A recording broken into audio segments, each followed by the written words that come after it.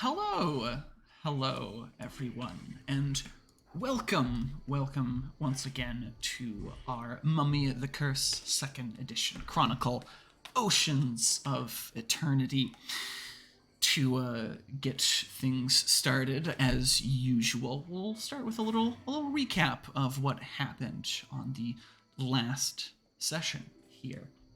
So, the last time we had gathered our mummies, Nesret, Tomos, and Seshet continued their search for mystical relics. Seshet had just put her newly reforged cult back to work and discovered upon her return to the tomb that Tomos and Nesret had set their own project into motion.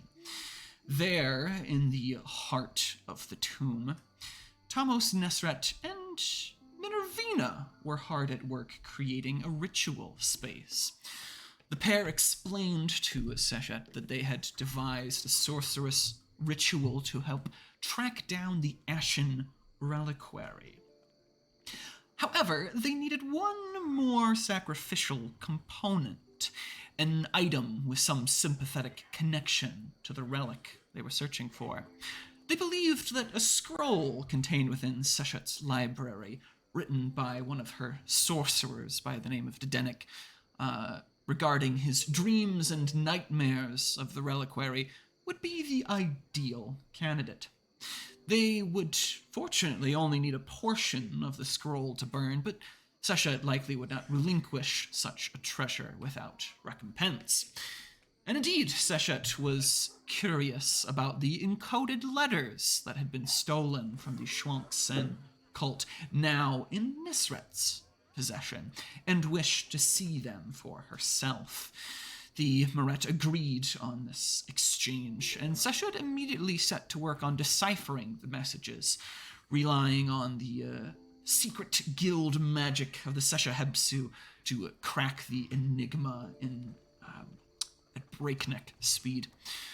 Within was a set of instructions from the Crocodile Queen to the masked man Feridun, which revealed new information that a mole Libanius within the crew of the Bucephalus had tipped off the Shuang-Sen cult to the presence of White Jackal's mysterious chest on board, and that the cult, and later that the cult had moved their stolen goods to a secret cistern, as well that the Queen had ordered the masked man not to waste time trying to kill our deathless Maret, and that she would soon need assistance in acquiring the Ashen reliquary. And on that subject of relics, Seshet had departed to search for a relic of her own, the Disc of Aten, while Tomos and Nesret continued guiding Minervina through their divination ritual. Minervina had cast the portion of the ancient scroll into the fire and breathed deep from the resulting noxious fumes, but struggled to hold them in, stuck in a coughing fit before collapsing. Moments later, Minervina, her eyes opened only to roll back in her head. Her mouth opened, and somehow she spoke in ancient Eremite. She spoke of a great cataclysm that had struck Egypt during the reign of Pharaoh Atmos, and a dire description of the Ashen reliquary and the secrets and death that seemed to surround it. She claimed to hear ghostly voices that cried out to her before screaming and collapsing once again. But her claims of ghastly voices were no mere hallucination, however, as a mass of twisted ghosts appeared before the pair. The ghosts screamed and yelled incoherently, but Tomos heard some speak above the din, speaking of betrayal, of being forsaken and trapped, but the question of why was the most prominent. The ghosts seemed to act out their last horrific moments before disappearing, and while Tomos and Nesret wondered what to make of this spectral swarm, a familiar voice, that of the scarab fiend, spoke to them on the pain of betrayal before it too disappeared. The pair then went their separate ways. Nesret took Minervina away to recover, while Tomos left to find Captain Bacchus and the mole of the crew of the Bucephalus. Meanwhile, Sajet searched the harbor of Constantinople for an acquaintance, the Quaesitor Athanasius. She pried the Quaesitor for information regarding the Disk of Aten, believing it likely that it had likely come through the harbor at some point. Athanasius directed her to the archives where such records might be found, but warned her it might prove difficult to petition for access. Sachet used her affinity, the crown of Wajet, to effortlessly navigate the Byzantine bureaucracy, and soon found herself poring over old manifests and inventories. She eventually found a reference to an item she believed to be the Disk of Aten, suggesting that it had been delivered alongside a collection of other Egyptian treasures to the Imperial College. Meanwhile, Tomos also made his way to the harbor, seeking Captain Bacchus of the ship the Bucephalus. However, the captain was nowhere to be found, and the crew of the vessel seemed somewhat listless. Tomos inquired with the sailors and learned that Captain Bacchus had left the other night and never returned. Tomos remembered that he had told Bacchus to lie low in one of the cult's old safe houses. He reached out telepathically to his inheritor, Vitalius, to check on the safe house, while he would investigate Bacchus's home. Once there, Tomos used his utterance, Shadows of Time, to witness the last few days, and discovered that Bacchus had returned to his home for a time, only to emerge shortly after with his wife and a few personal possessions, and took off into the night. Sometime later, however, was a new arrival. The masked man and his henchmen also made an appearance, breaking into the Bacchus family home, presumably in search of the pair. Coming back, or his vision coming back to the presence, Tomos then found the door to the home unlocked and stepped inside. There he had discovered that the men had torn the house apart in search of the couple, and looked for clues of his own. And after poring through the debris, he discovered a strange token, one which he recognized as entitling the owner to a rather luxurious private experience in the baths of Zippus. Tomos once again reached out to his inheritor, checking in, and Vitalius revealed that indeed someone had used the safe house recently, but he had not stepped foot inside to confirm. Tomos then rushed over to the safe house. He intended to see what had happened firsthand. And that is where we shall pick right back up in this scene here. Sort of in this rather secluded alley in the city of Constantinople here, under the reign of the noble and pious Justinian. Now, you and your inheritor, Vitalius, you were positioned sort of outside, observing the safe house here. Vitalius sort of setting up a watch, if you will, as per your instructions, not to directly interfere. And again, you took the initiative to investigate what had happened.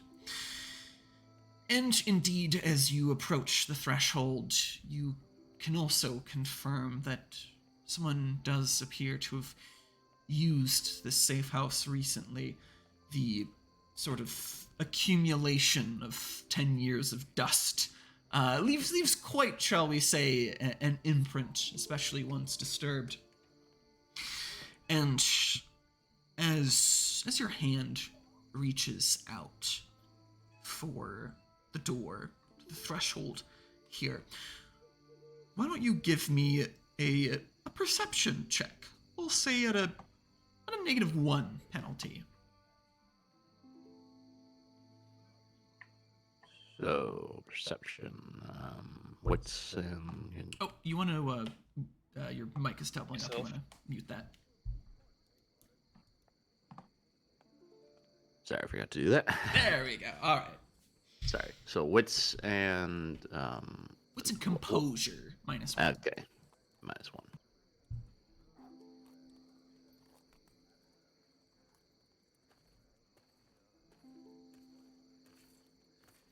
All right, solid. 2 successes on that roll. So, as you kind of approach, the threshold here, you're kind of looking about. You do hear something coming from behind the door here. Something that perhaps rightly concerns you. It sounds perhaps a bit muffled, but you distinctly hear the sound of a woman sort of crying in pain. But the sounds, again, they sound almost muffled. It's not, sort of a bright, sharp screech or wail, but these kind of muffled, almost groans of a woman in pain coming from beyond the door here. And how do I put this? Actually, why don't you also give me an empathy roll while you're at it? Empathy.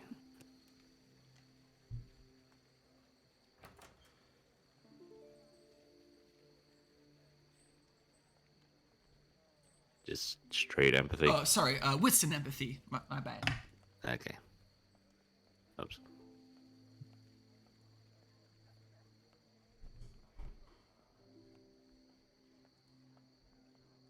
Nope. All right. 0 successes. So you certainly hear these cries of pain, and you're distinctly aware that they've been muffled somehow, but you're not quite sure, shall we say, the context of these cries of pain. But nonetheless, you definitely don't like the sound of it. It's well, I suppose that's subjective, but it definitely doesn't sound good, shall we say. Hell, I guess we'll find out. I'll enter. All right. So you hear these sounds and you just decide to waltz on in. So, on that note here, you make your way into the safe house here, and you as you step inside, are you making any effort to conceal yourself, or are you just kind of waltzing straight in? Yes. like I definitely would like to move, but like not take forever. But I do. I think I will emphasize stealth though. So I will try to move as quickly as quietly as possible. So yes, I will be trying to sneak. Sure. Why don't you give me a dexterity and stealth roll?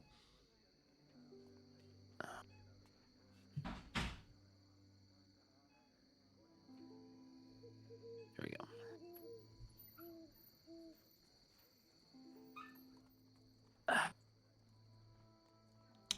0 successes. Not your night. Do you want to make that a dramatic failure? No, I took my bullet. I took my bullet already. Fair enough. Fair enough. All right. So you make an attempt at sneaking into the safe house here, and you don't see anything immediately within the sort of the entry hall here, and you kind of quietly slink through the hall, trying to sort of make your way into the sort of the room at the end of the hall, and almost as you're kind of making your way across the floor here, the sounds kind of about halfway down the hall kind of rather abruptly stop. What do you do?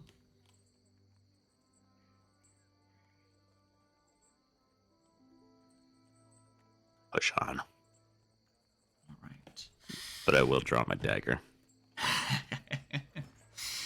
You pull out your blade and continue on. And you take the few final steps towards discovering what lies beyond. And as you round the corner, dagger drawn here, why don't you give me another perception check?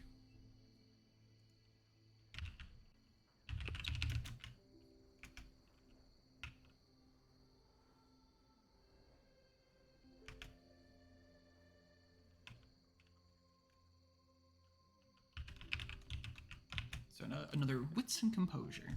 Yeah. See how this... 3. Solid. 3 successes. So as you turn the corner, you find the room curiously empty at first glance. It's again a sort of a small little safe house, as it were, kind of a few sort of old rotting cots, a few like chests for storage, that sort of thing. But you, however, on sort of a second glance of the room, realize that you are not alone in here. And as you sort of peer about the room here, you spy what you imagine to be someone or something huddling, hiding rather, beneath an old sort of threadbare sheet that's been sort of almost haphazardly kind of tossed in a corner of the room.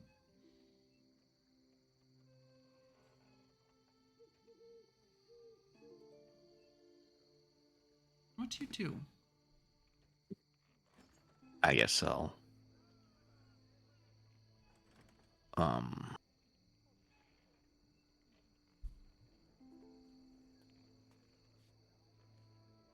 I'm guessing there's still more to the safe house I haven't seen, right? No. I mean, that's it. there's perhaps, shall we say, more to, shall we say, explore here. But as far as to the source of the noise that you've been hearing, it seemed to have been coming from this direction. Yeah. I'll try and whisper, "Who's there?" Loud enough so that I can carry in the room. All right. You, in a hushed tone, inquire as to who is there, and you don't receive a response immediately. Do you wait a while for someone to respond, or do you inquire again, or what do you do? You're sort of sitting here in this awkward silence.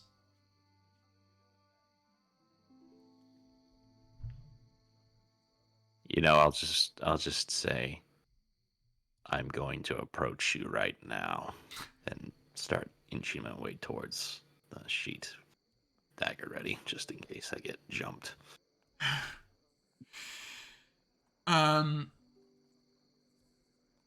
You say this, that you're going to approach now, and start slinking your way over, dagger at the ready. And as you do, you take your sort of tentative steps towards the sort of improvised hiding space, as it were.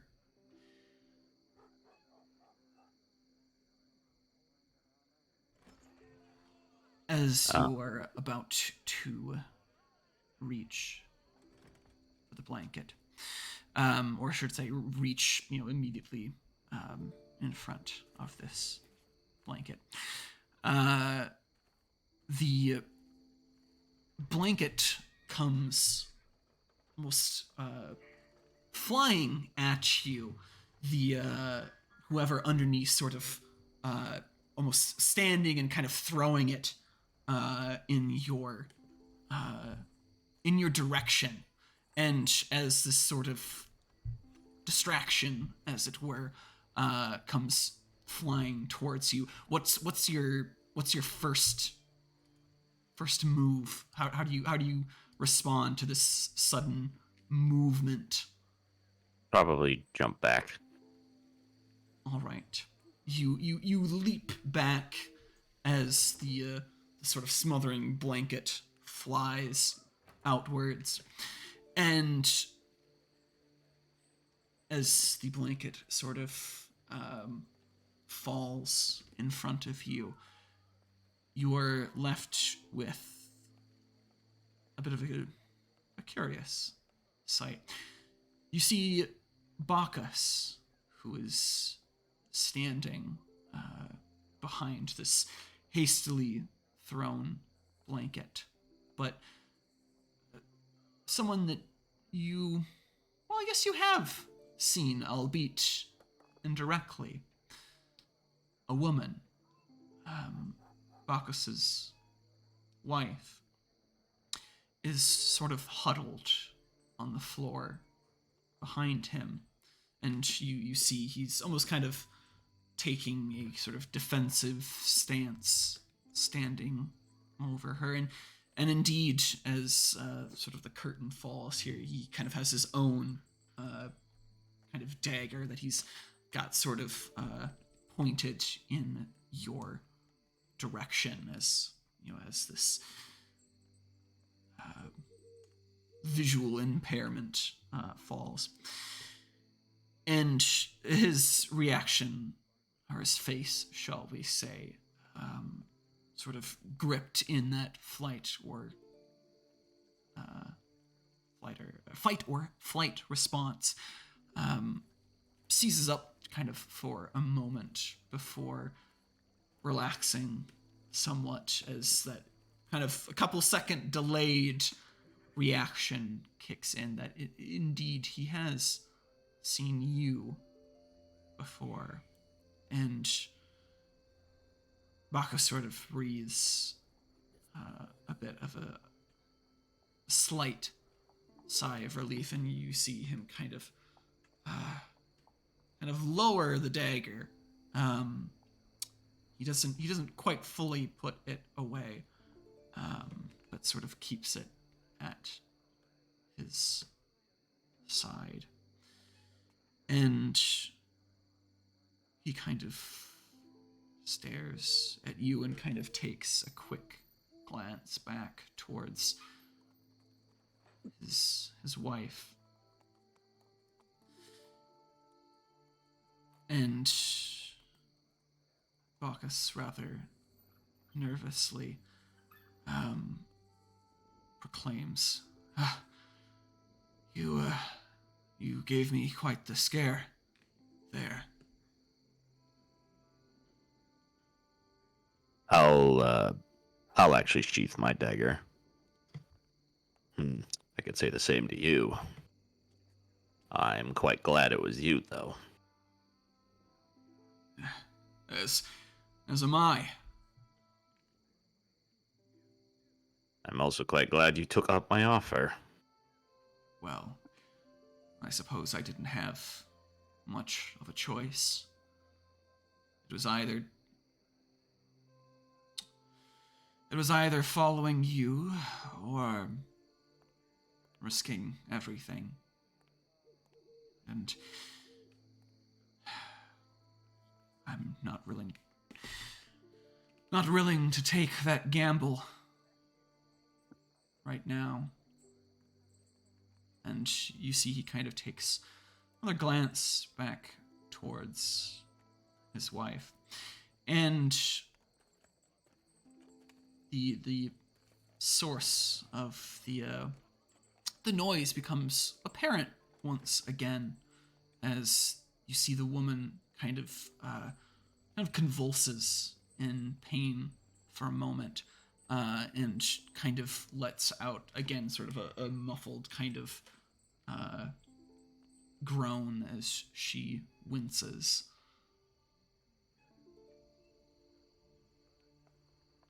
Your wife?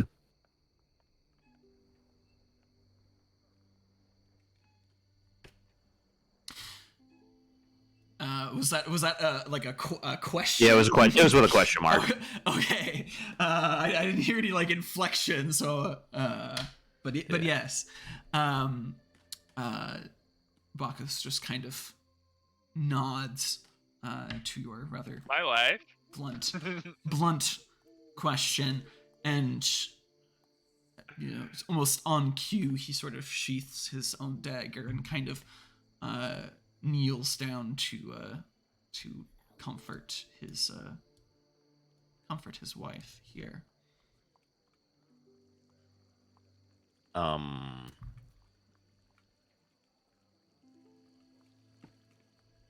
I'll ask. This is she having pregnancy pains, Bacchus? And Bacchus kind of looks at you and he's like, I'm no doctor, nor am I a midwife, but I fear the worst. And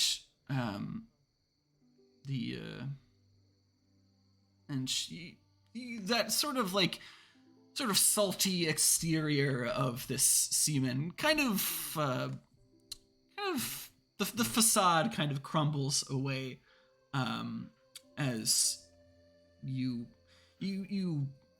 shall I say, get the impression that there's some genuine concern and care here that he has for his wife, despite sort of the almost sort of cavalier attitude you would come to expect before.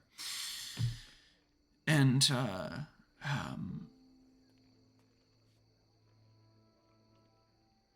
Bacchus sort of looks at you, and he says, I appreciate your help, but what am I to do? Why have you come? Well, as hard as it is to believe, I did come seeking out to see if you had made it the last few days. I was predisposed, so I apologize for not being able to come sooner. But I'd also be a liar to say that was the only reason. I was looking for a former shipmate of yours, or crewman of yours, but we can discuss that in a minute. I can see you are in need of a medical assistance.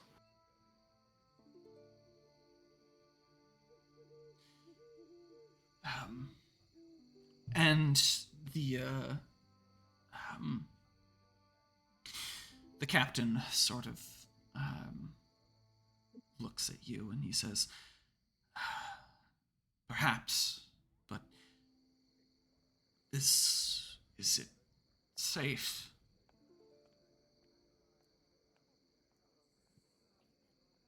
Safe to what? Is it safe for us to travel?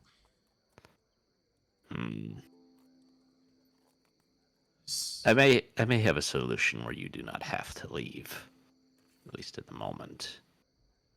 But as harsh as this may sound, I'm going to have to ask something of you, Bacchus.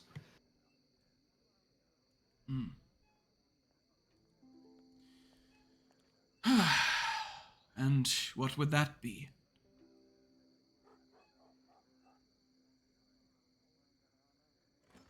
I wish for you to join my cult.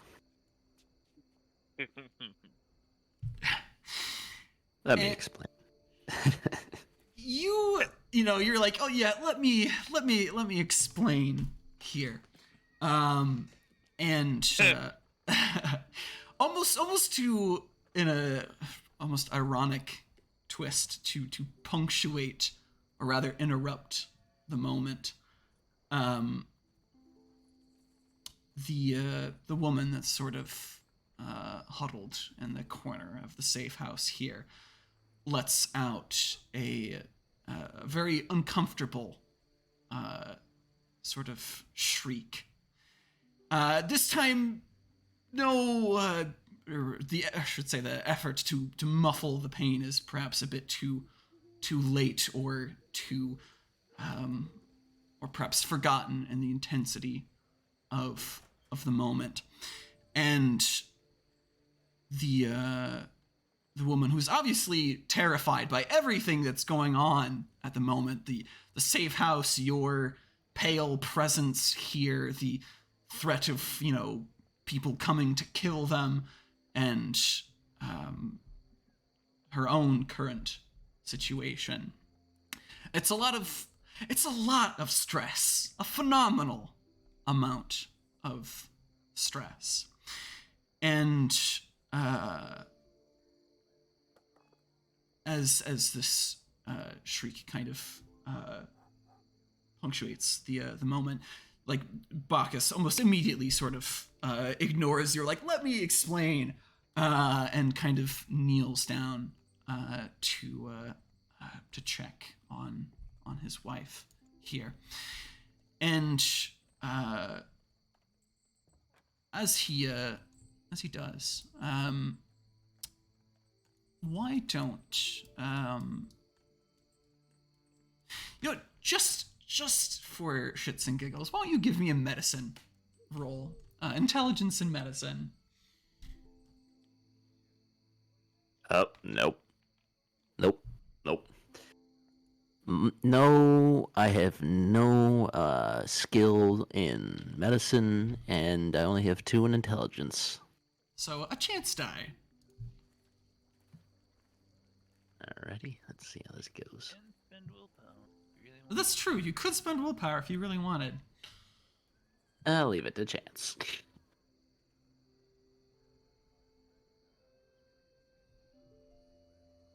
Ooh, Oh, that was so close. close. 9 on the chance die.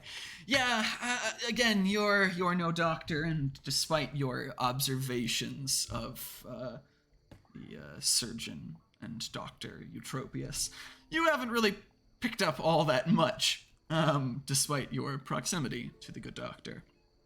I just know pain and shrieks and pregnant woman. I just don't imagine any of that's good. Yeah, you don't imagine any of that is good. And your Normal pregnancy, really bad pregnancy? Ooh, you don't know. yeah. You're not quite sure what's what to think of the situation. Not being a No a baby's medical. supposed to like I come do out have of there. one. I do have one thought, which I then manifest to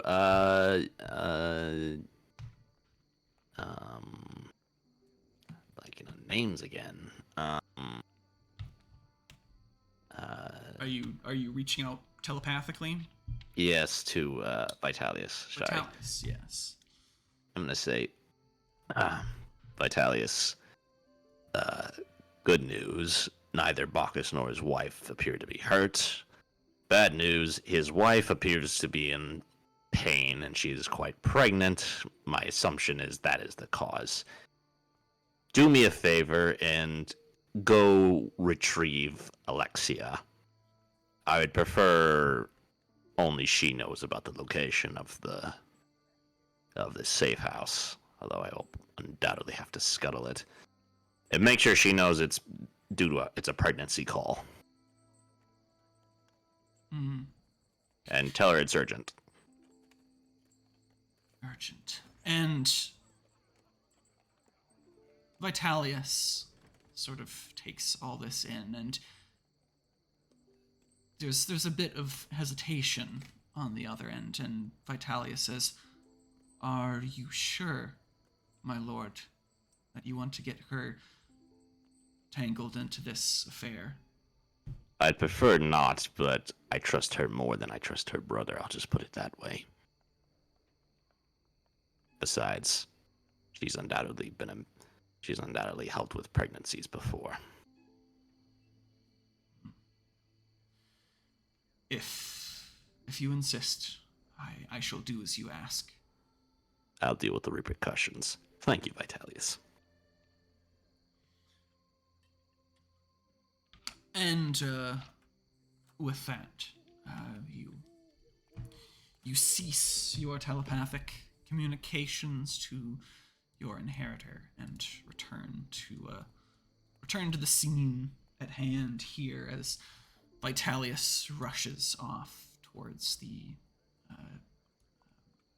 residence of the good doctor and his sister Alexia, leaving you alone with the pair here. And as you're kind of off in your own, or rather your inheritor's head, the two have been sort of trying to make themselves a little more comfortable now in the room. Bacchus sort of helps his wife up and onto one of the cots.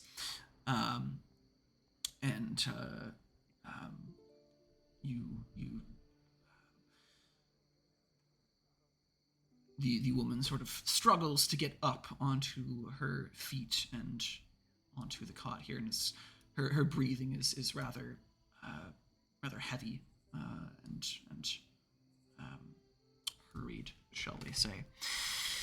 And as you sort of zone back into the situation at hand, you again see Bacchus sort of doing his best, shall we say, as a gruff sailor can, to try and soothe his wife. But clearly it's not having any profound effect, shall we say. his attempt at calming words is, shall we say, not rectifying the cause of any of her maladies, but nonetheless, the situation back at hand here. What do you do?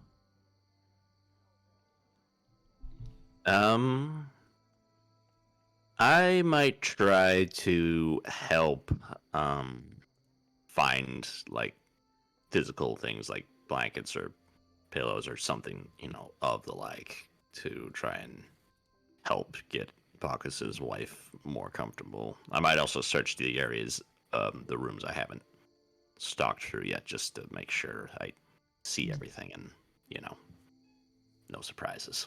Yeah.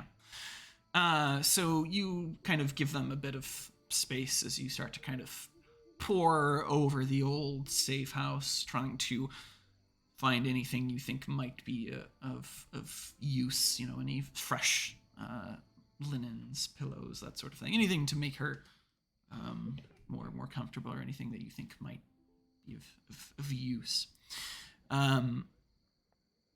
Why don't you give me we'll say a wits and investigation roll. Yep. As you kind of pore over the safe house here, trying to find things of use.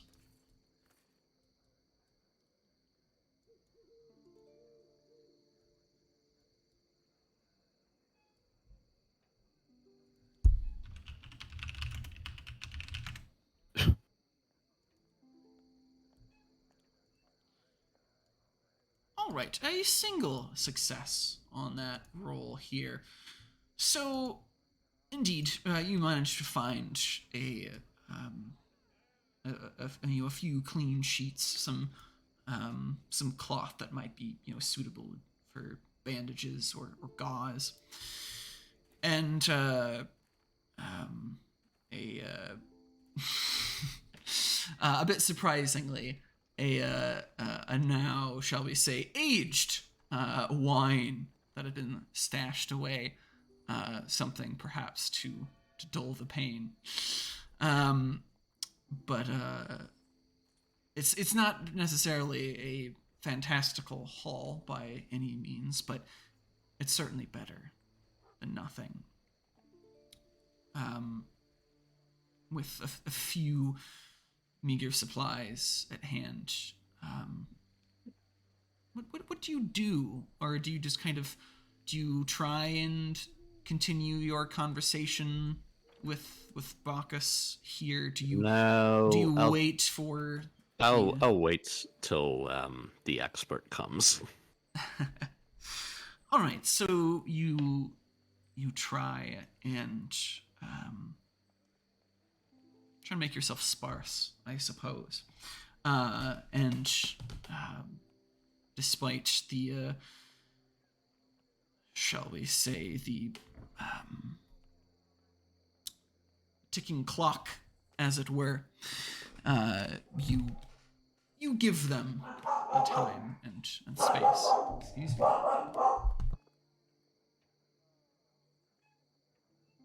But yeah, you again, you sort of wait and leave those burning questions and answers you need now rather than later aside, and do your best to help in what way that you can. Now, with that, it's not too terribly long, shall we say, before a rather out of breath Alexia arrives to the safe house with Vitalius, excuse me, in tow, and indeed Alexia sort of has a sort of ramshackle, sort of hastily acquired bag of supplies of her own, and she, kind of quite out of breath, stumbles into the room here to witness the scene as it's unfolding. And Vitalis, who's perhaps faring a bit better, though. Why don't you give me another wits and empathy roll while you're at it?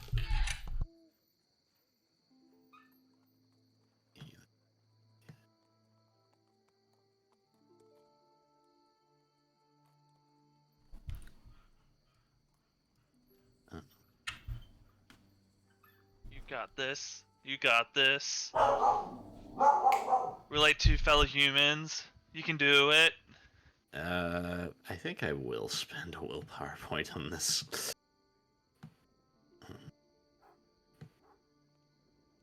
Okay, let's see how this goes. Better than nothing. Oh, a single success. So, with the arrival of the two of them, there's something that you do notice here, and clearly Alexia's perhaps a bit disheveled as you've sort of summoned her in the middle of the night in this sort of secrecy and emergency, and at least from her, you sort of get the impression that how do I want to put this? She's not exactly confident in her own abilities. You sort of get the impression that, between the hurried pace of running over here and still sort of shaking off the night, as it were, or the fatigue of the night, and like the sheer immediacy of what's going on, she's sort of having like an internal like panic that's unfolding, and you get the impression she's trying her best to keep it all together. On the other hand, Vitalis is quite stoic, and he's not nearly as out of breath, but he's not quite beyond your perceptive abilities either. And although he's, shall we say, putting on sort of, again, that sort of stoic front,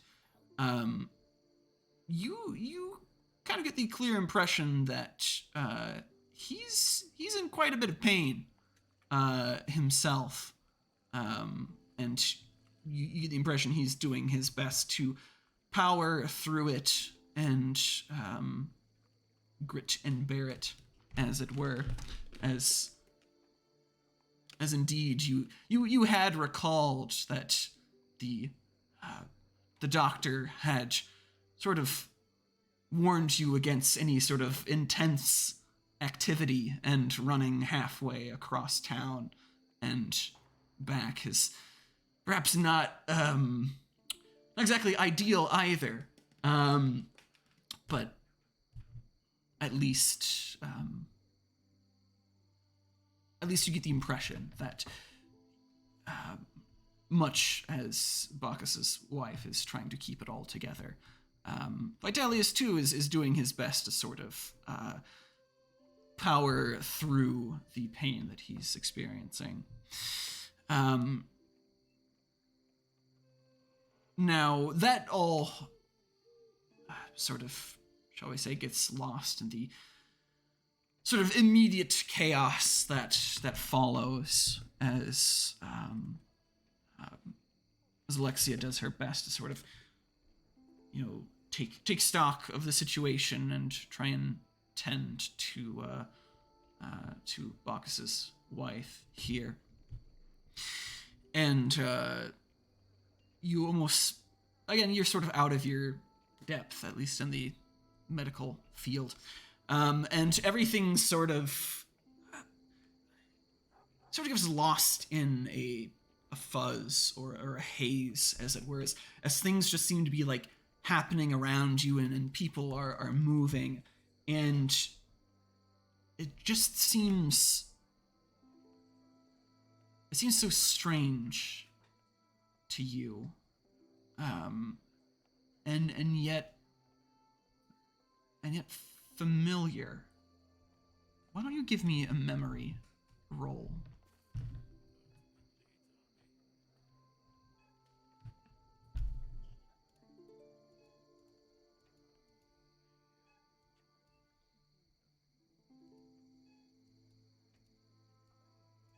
Roll those 3 dice.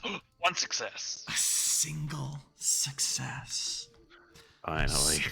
So, you quite literally get lost in the resulting chaos as you watch things unfurl. Alexia sort of, digging through her hastily assembled satchel. Vitalius doing his best to assist her. Bacchus sort of doing his best to comfort his wife. And, time starts to kind of almost like ebb in and out for you as the moment seems to almost bleed with a memory of yours, and it's almost as if images begin to overlap, almost kind of superimposing themselves, kind of fading in and out. And as you kind of grapple with this memory, trying to like bring it to the fore of your mind, you kind of hear snippets of the conversation going on, almost kind of distant to you now. And your suspicions are confirmed, as you can kind of glean from the bits of conversation that Bacchus's wife has gone into labor. And that sort of revelation kind of strikes at you. And that sort of superimposition becomes quite clear to you in that following moment. And you're no longer in the safe house, but in a memory of yours. And it's no longer Bacchus's wife, but another woman. She seems so very familiar to you, though you can't quite place it. And indeed, you kind of find yourself in a similar situation, sort of standing in the room watching things unfold, as sort of midwives scramble to help this woman. And the scenery that you adjust to, it's not the safe house, but something far more, shall we say, familiar to you. A sort of mud brick construction. Something so very old. Something that you almost forgotten. And it seems to be, at least to you, perhaps a glimpse of your mortal life. And you're not quite sure where exactly you fit into this equation, sort of standing off to the side here are this woman. You know her somehow. You feel some sort of close connection to her, but you don't recall why. You don't recall who she is, only that you care for her in some capacity. And you must wonder, are you a father? Are you an uncle? Or a friend? Or another family member? What connection does this have to you that it's so deeply sort of ingrained itself into your mind for you to remember it so many years later, millennia apart?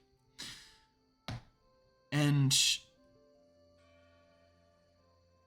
you don't have much time to ponder those questions as something drags you back into the present, or your relative present, as it were, given you as a deathless being, as unhinged from time as you are. The miracle of birth, as you experience it in your memory, the child's sort of first gasps and cries of life, something so fundamentally human, something that you've forgotten all this time, such a small thing, such a delicate thing, and yet such a potent reminder of what you once were, of who you once were.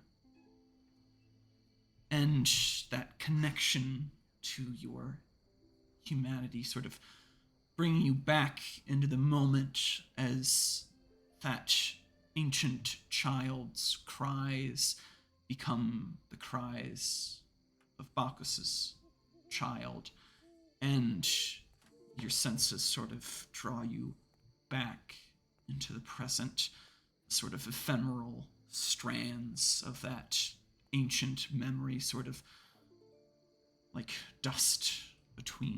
sand between your fingers starts to fade away again.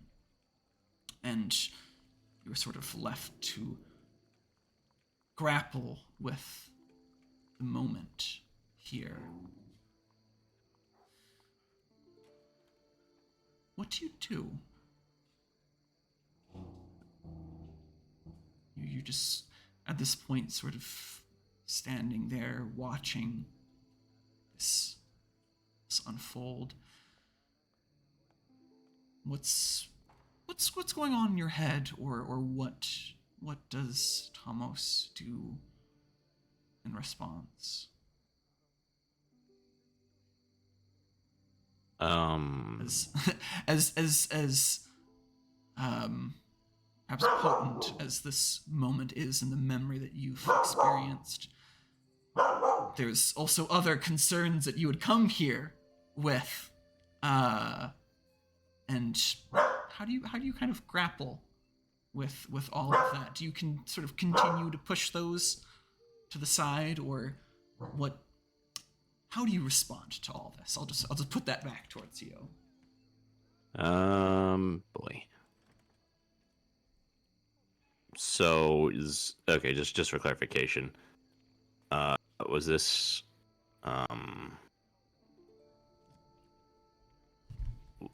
does this mean like we're still going on in the present, or was Yes, we're back in the present moment. The memory Okay. has sort of concluded, as the child in your memory sort of cries, it sort of snaps you back into the present as you are seeing the literal child and not a memory child in front of you, or an infant, excuse me. Those sort of weak cries of life drawing you back into the present moment. I will approach Alexia and ask, is there something I can do? And you see sort of Alexia sort of wipe her sort of bloodstained hands on a linen, and Alexia sort of clearly exhausted and perhaps a bit surprised at her own success in this endeavor. She sort of looks back at you and she says, I don't think so. Well, at the very least,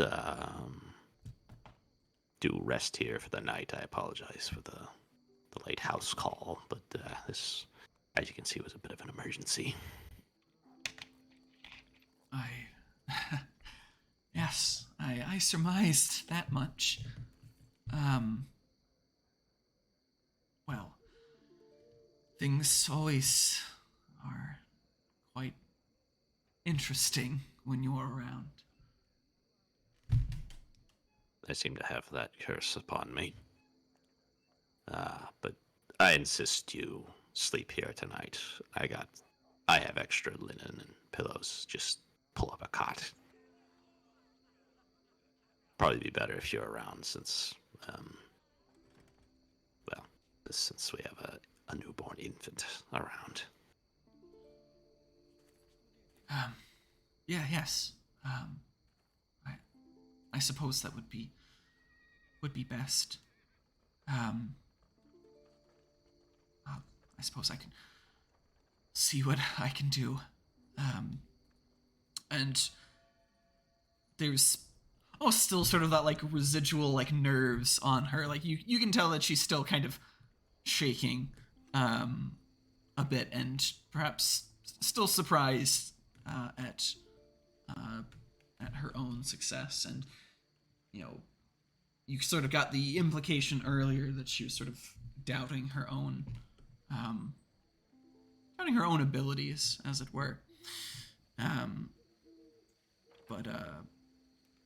I'll kind of just float out. I'll just say something else and say, the way you handled the situation was quite admirable.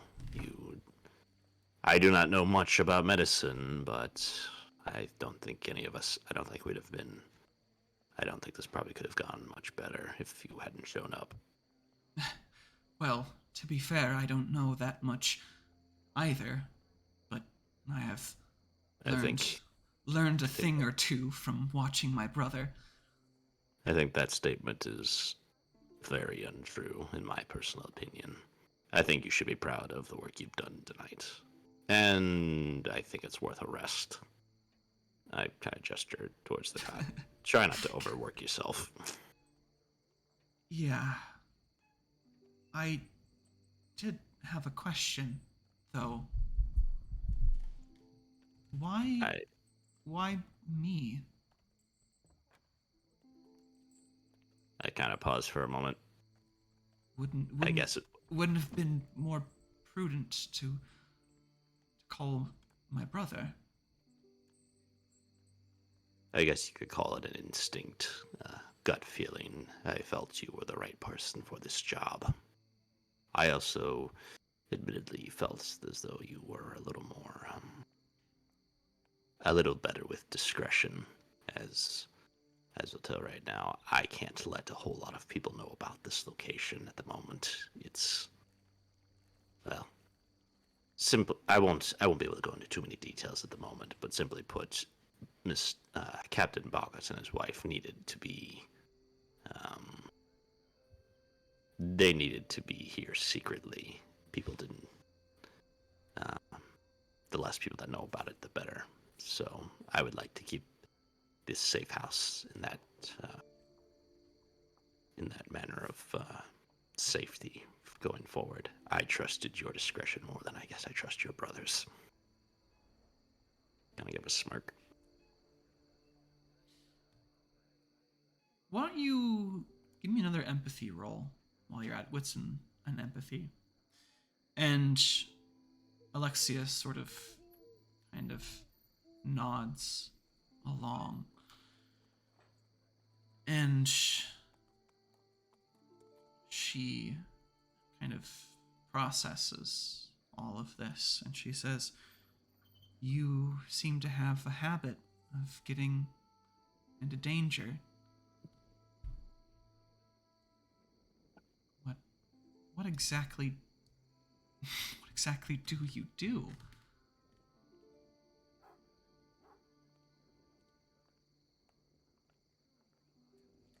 I kind of pause for a moment. He Would it be thinks huh? so. Sorry. Go on. Would it be acceptable to answer this question tomorrow? I'm afraid I have some business to discuss with Bacchus, and you seem quite tired. I will inform you more tomorrow. Rest assured, you have, after all, helped me quite a bit. All right. I suppose I should be getting some rest. And with that, Alexia sort of bids you good night and retreats to assemble a cot of her own. And with that empathy roll, there's, you haven't quite seen this side of Alexia before. You've kind of known her to be sort of, perhaps a bit awkward, but sort of had that youthful vitality about her. But there seems to be some genuine sort of concern bubbling up from beneath the surface, as it were. And as you kind of had made this assertion that you trusted her more than her brother, there was some confusion there, and your sort of delay of answering the question only sort of further planted, shall we say, perhaps a seed of doubt in Alexia's mind. And perhaps she had seen you as this sort of mysterious stranger with this an intriguing background of, you showed up on her doorstep with this wounded man in the middle of the night and a face that she can't quite remember. And now it's starting to become a bit of a running theme with you of danger and people possibly getting hurt. And this need of like secrecy and hiding things. It, suffice to say, at least with your empathy roll, it doesn't quite fully sit well with Alexia, but she sort of stomachs that growing doubt and calls it a night, which leaves you to finish your affairs here, as it were. As I believe you had sort of bid her farewell to handle some other matters. Would you care to? I'm assuming you're trying to get a moment alone with Bacchus. Yes. Yes, and I'll also whisper to Vitalis, telling him, rest for the rest of the night, and probably for most of the day tomorrow. I've clearly overworked you right now. You've done, but you've gone above and beyond, so I greatly appreciate your efforts. And you kind of whisper this to Vitalis, and he kind of nods along as well. But yeah, he seems to take it in a decent stride, I suppose. But nonetheless, with those two out of the way, what do you do now? I'll tap Bacchus on the shoulder and said, a word, friend, in the other room. And Bacchus, says, of course. And she, kind of turns towards his wife and newborn child, and he kind of leans down and whispers a few words to his wife before retreating with you to the other room.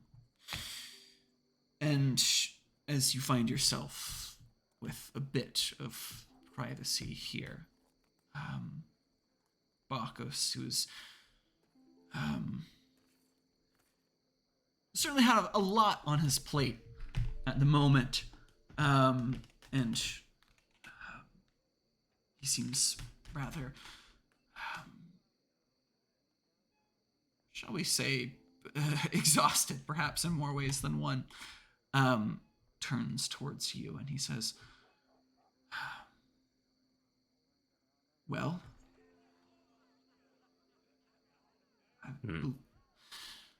what was it that you wished to speak to me of? Well, before the labor contractions, I was offering you a deal. In exchange for additional help, such as the kind you've received today from me and organization, as well as previous instances, such as the use of this safe house, I want you to join my organization. Not using cult anymore, huh? Get to that. Well, seeing as I am rather indebted to you at the moment, I suppose it would be only fair of me to agree to your request. But this organization you speak of, what is it that you would have me do? How am I to repay the debt that I owe to you? I shall probably have to explain much. Feel free to ask questions. Then I'll go on to explain kind of my current nature as a Undead. We're going Gonna into be- the whole thing here. yeah, whole thing. The whole nine Like yards. I don't have time to beat around the bush. You're really dropping everything on him today. Yeah. He And- is. Having and- his son one moment, getting told that this guy's an undead monstrosity the next. Ugh. And he serves some judge. I'll emphasize I serve a judge that really preaches the bit of equality, i.e., he does not like people who act above other people and whatnot. And then also explain his current role as a leader of a clandestine order. And Dating back millennia. And basically say, I am in essence a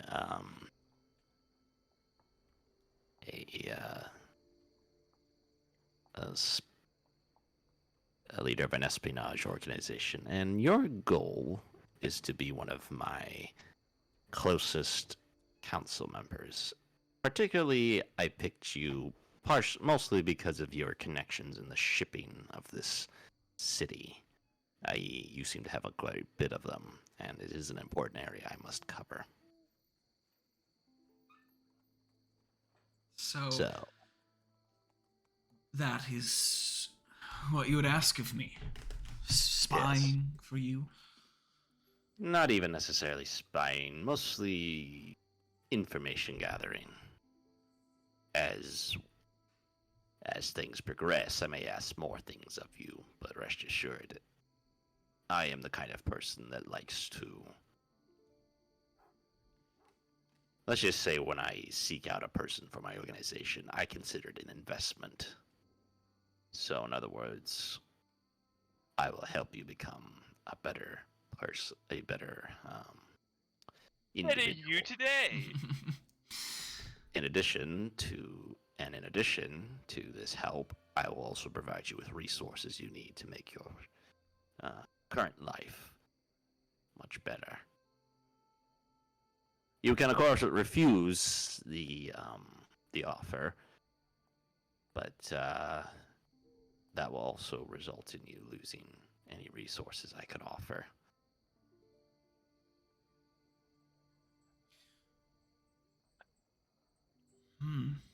And he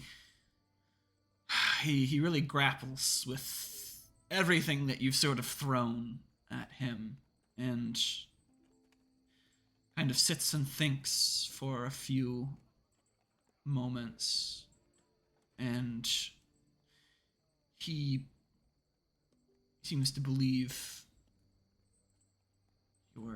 your words, although he finds some of it a bit difficult to come to terms with, or a bit difficult to believe. But Bacchus eventually breaks the silence, and he kind of turns towards Hio, and he says, "There's only one thing that I need, that I would ask of you." And that is? You've both... You've thrown myself and my family into this world, into a danger I can hardly comprehend. And yet you've also attempted to shield us from it. So I am conflicted. Yes. That you are both instigator and savior, I suppose. But I see little option for myself in this moment.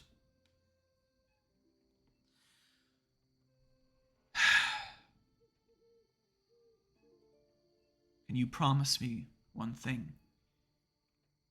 Yes. What is it? Can you keep them safe? Can you promise me that? kind of glance at Vitalis' family and then look back at him and says, yes, I will use all of my resources, or at least as much as I can spare, to keep them safe.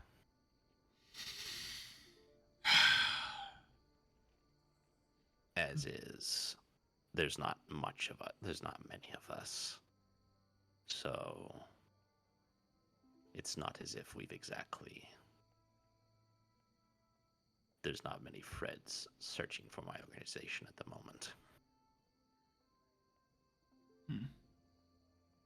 So any heat that's been drawn to you has been drawn to you alone.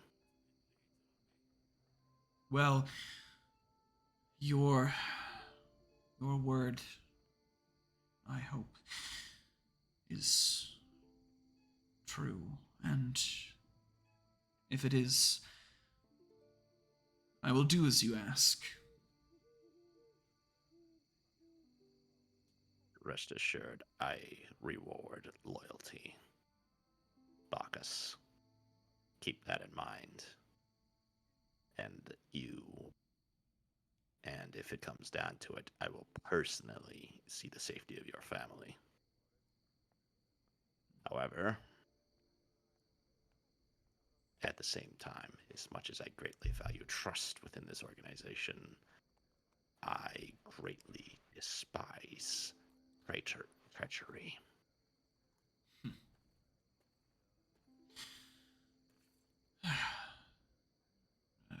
Understood.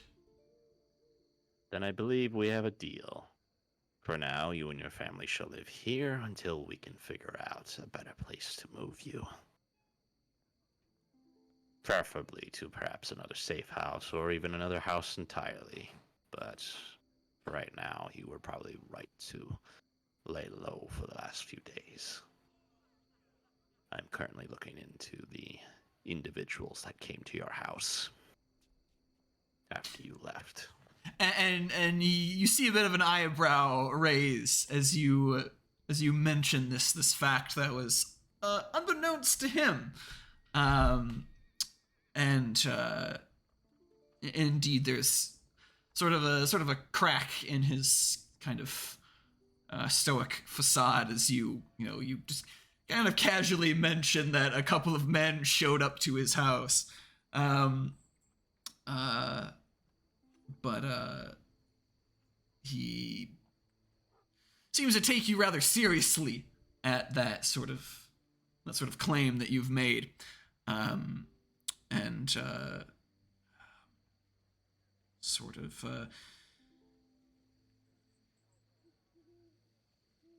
looks at you and says, "Well, when you have need of me, all you have to do is ask. I will see to it that my debt is repaid." Good. But for now, I do not wish to task anything of you. Although, I do have one question, if you can answer it. What do you know of a certain individual known as Libanius? Libanius. He was an interesting sort. Normally kept to himself. Not much of a drinker with the rest of the crew, but he knew enough to get the job done and keep his head down. But now that you mention it, the night that I left, he did seem, how do you say, a bit bothered after you and your companion made your appearance, after your investigation, as it were. He did seem to be a bit on edge, I suppose, after all of that.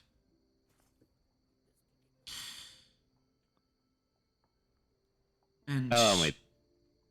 now that you Sorry. Continue. now that I come to think of it,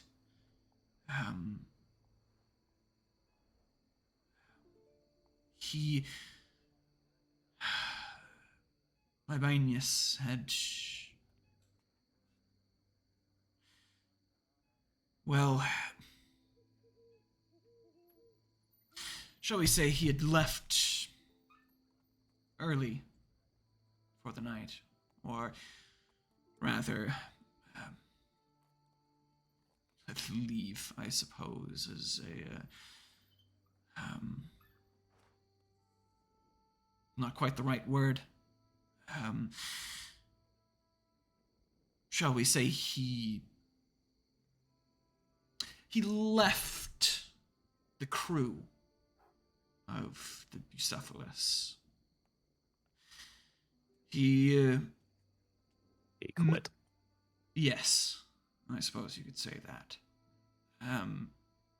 A leave of absence, perhaps. He had made some mention that he was taking on another job. Some other vessel meant to sail out soon. It seems that they were rather in a hurry and were willing to pay, I suppose,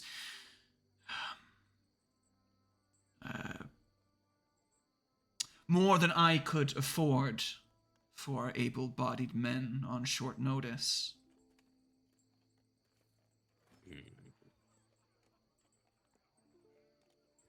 I'm assuming you didn't get any more details other than that. No ship names, no people of interest. No.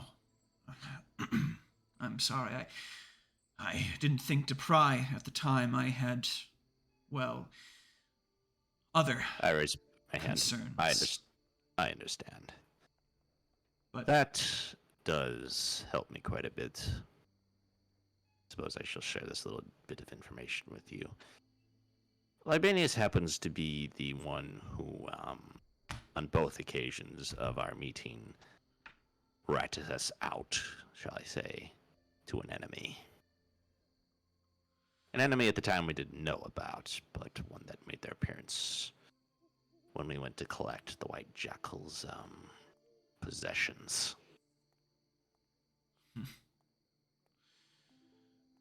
I suppose he was quiet.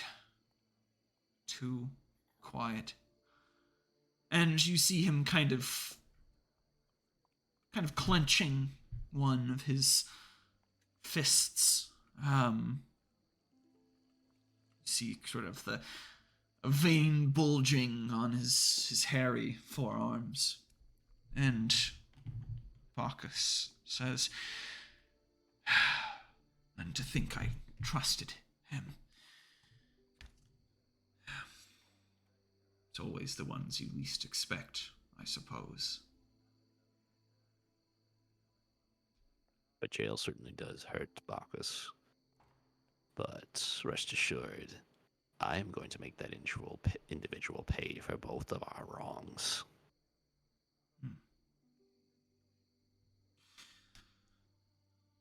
Well, I appreciate the sentiment.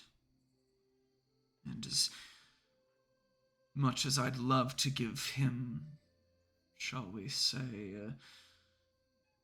a few good lashings, I have other concerns at the moment, but I trust you'll be more than capable of doling out punishment for a mutinous sailor Oh, certainly. As I've said before, I despise treachery of any kind. I do appreciate the sentiment from you, though. I suppose this might be a bit of a stroke of the ego, but it sort of affirms a little bit of my interest in you for my organization. But anyway, I've taken up enough of your time. Go be with your wife and child. If I have any more things I need from you, such as information, I'll let you know. But for the next few days, expect it to be pretty quiet on your end. Understood. And with that, Bacchus returns to his wife and newborn child, leaving you to grapple with many a realization. And the night is, well, perhaps less of a concern for you as a undead creature. Sleep is perhaps the last thing on your mind, perhaps something you quite often forget. But nonetheless, the night has gotten quite late at this point. What does Tomos intend to do now? Do you linger here for the night, or do you return to the tomb, or? I'll probably linger and stand guard. I got way too many important people in one spot. I really can't afford to leave it at the moment. All right, Tomos intends to stand guard, as it were. Well, on that note, we're gonna rewind the clock a bit here, as we pull back in time to experience things from another perspective here, as the camera, as it were, pans back over to Sashet, who had just left the docks, or the harbor, excuse me, of Elethurios, having gotten another lead, shall we say, on the disc of a 10. But was, I believe, we last left with you returning to the estate. Yeah, heading to the estate of Nicophorus to see what he's dug up. Yeah. And he's had a day.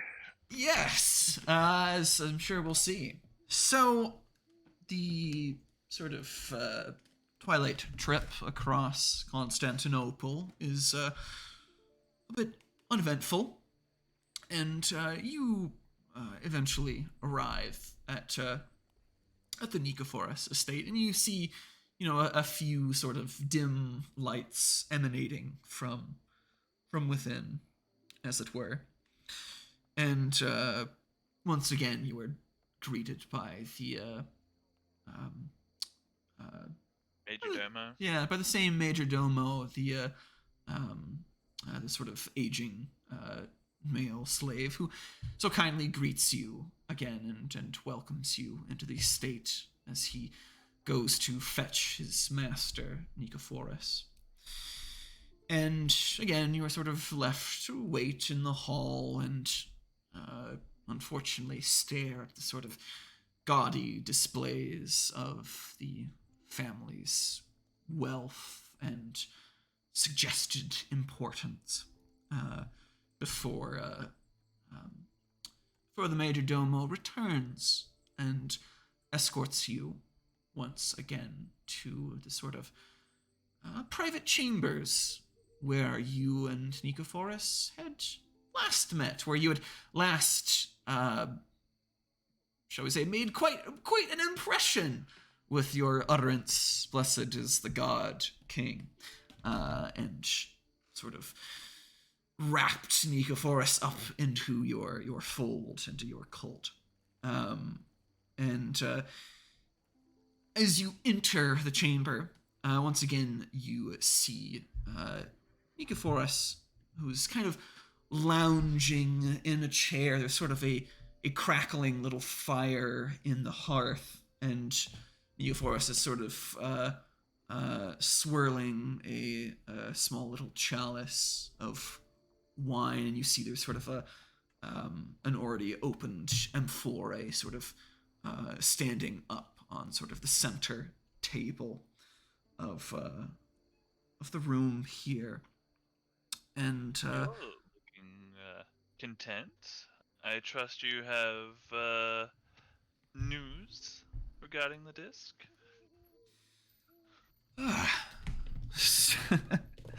Straight to business, I see. No time for pleasure. Well, to answer your question, yes, I have found a few things that might be of interest to you.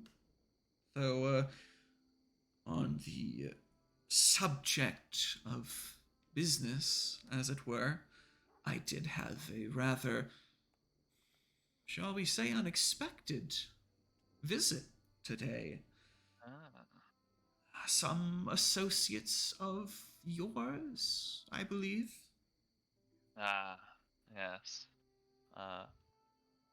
I trust you met with the rest of the court of Matt then. Sorry, whoops.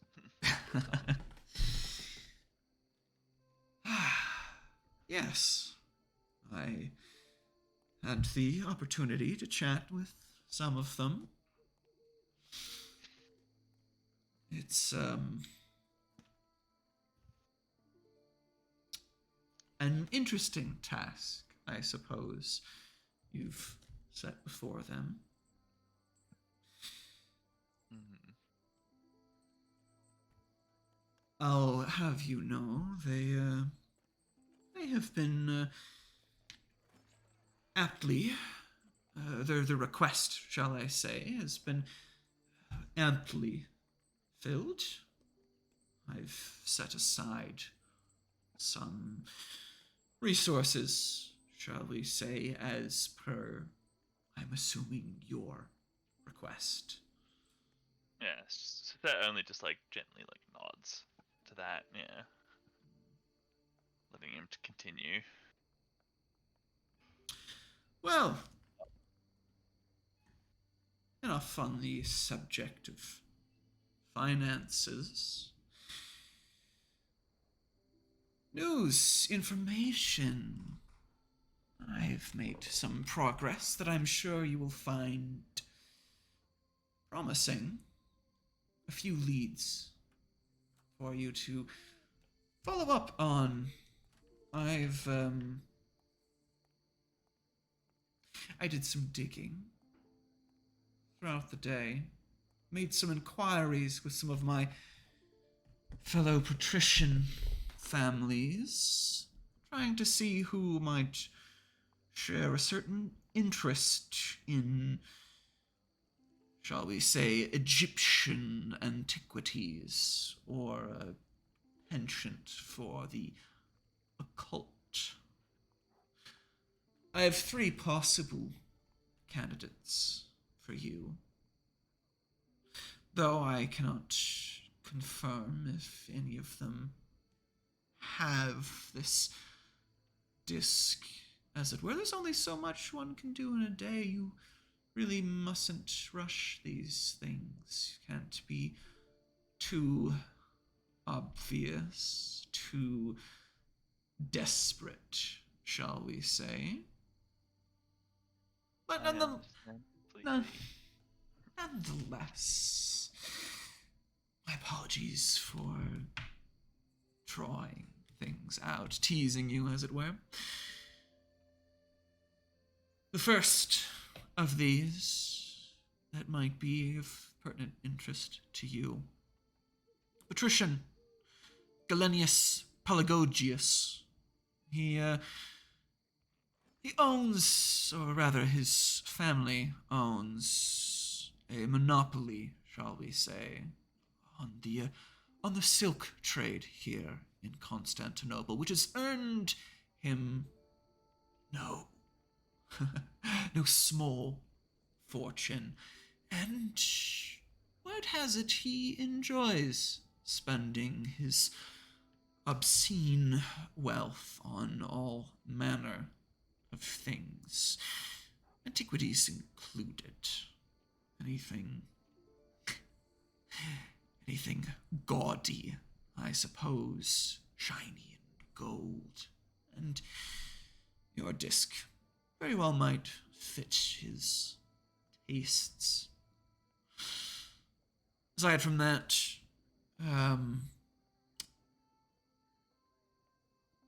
another Paternus Tocdromus, his family is, shall we say,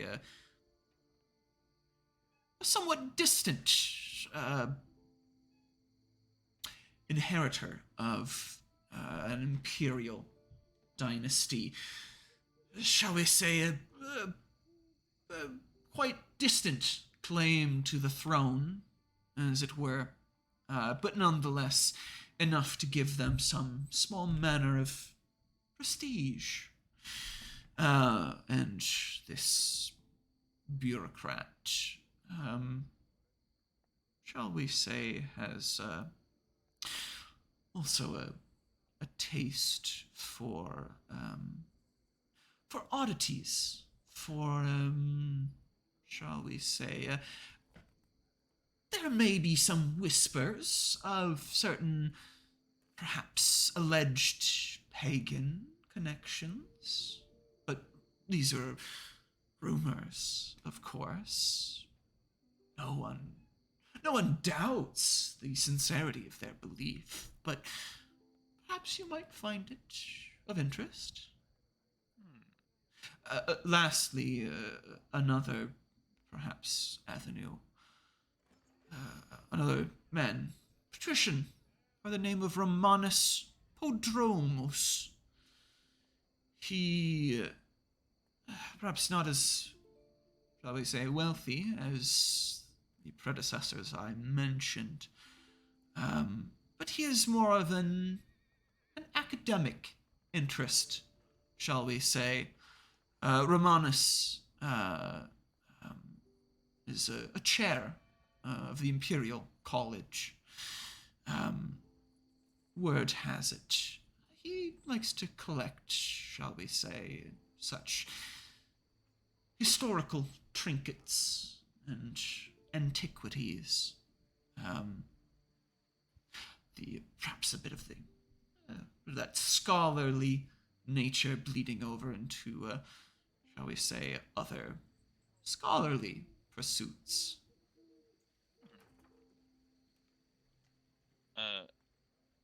So I can keep things organized in my head. We got the rich guy that likes gaudy things. We have the guy that inherited some stuff from a recent, imperial dynasty or something. A distant relative, shall we say? Distant relative, yeah. To one of the former imperial dynasties. And then we got the scholar. Yes, Okay. the chair, one of the chairs for the Imperial College. Do any of these people have any property on the first hill? A character. That's where I kind of narrowed it down with searching with Kappa. Is it somewhere in the area of the first hill? Yeah, somewhere near the that sort of the heart of Constantinople. And indeed, Nicephorus informs you that Galenius, he is his estate is out in the country here, closer to his shall we say, towards his silk industry. The others, however, would fit the bill, shall we say. Both Paternus and Romanus sort of cleave rather closely to the heart of the city, Paternus for his connection to the imperial dynasty, and Romanus, of course, wishing to be close to a place of his work, Imperial College. Yes. With my own efforts and findings, it seems that Romanus might be the more likely of your leads that might possess this. The Disc of a 10. No more work will be needed to verify that. Thank you, Nicephorus. You've done a very commendable job. But I believe that is all that can be done for today. I will have to, I trust you to continue your investigations at your own pace. I will Of course. contact you as needed. Of course. One question, though, Seshet. Mm-hmm. This relic that you seek, what do you intend to do with it? Or what can you do with it? You've shown me a glimpse of what you are capable, but with what power you possess, why is it that you seek this disc? I intend to use it. I intend to craft it into a talisman of mine. I have recently discovered the means of making such an item irrevocably linked to me. And, well, I won't bore you with the exact details of the method, but such an item would be useful to me. Well, perhaps another time. Yeah. Do I get like a feeling that wasn't satisfactory enough for like him there? Give me an empathy roll. What's an empathy? What's an empathy? What's an empathy? Any penalty? Yeah. -3 here. What did I get? Oh, 0 successes. Yeah, you're not quite sure. You know, you've got quite the ability, as it were, with reading hearts, given your affinity. What is it, soul sight? But Yeah. he's a crafty one, this Nicephorus. Only fitting for a aspiring politician to keep his cards close to his chest. But Nicephorus does sort of, although he lets that slide, you mention that it would be useful to you. In what capacity?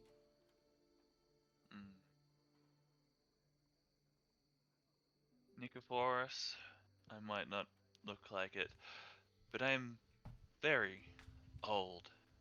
Incredibly old. And with such advanced age, I have trouble recalling my memories. I plan on using it as a memory recall device to help me ground myself in this world.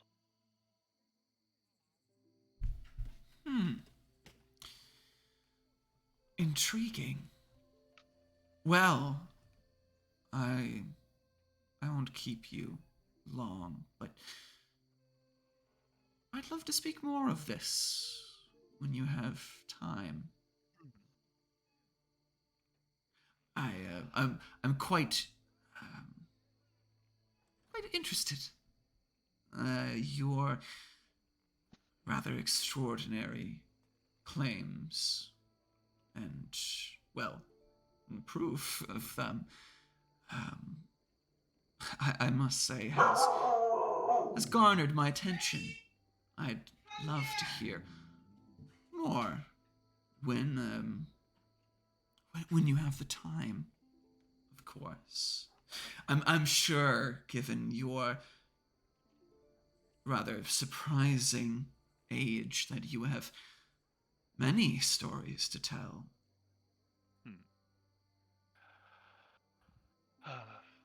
Well, I'd be happy to regale you with such stories, providing that we are fruitful in our endeavors. Yes, and tell you more of what this talisman can do. In truth, I'm not exactly 100% certain the exact properties such a talisman will have, but I will find out. I see. Well, I'll leave you to your search then, and I'll take you on your word on that. I look forward to our next conversation, and hopefully you have your disc in hand. We can speak without such constraints, such distractions, as it were. Yeah. If I do find out who owns the disc, I would appreciate a introduction to the owner if it becomes required.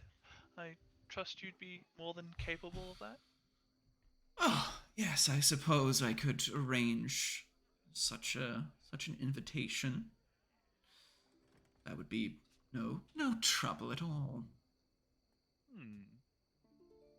Alright. Well, it is late. And I will leave you to your rest. And yeah.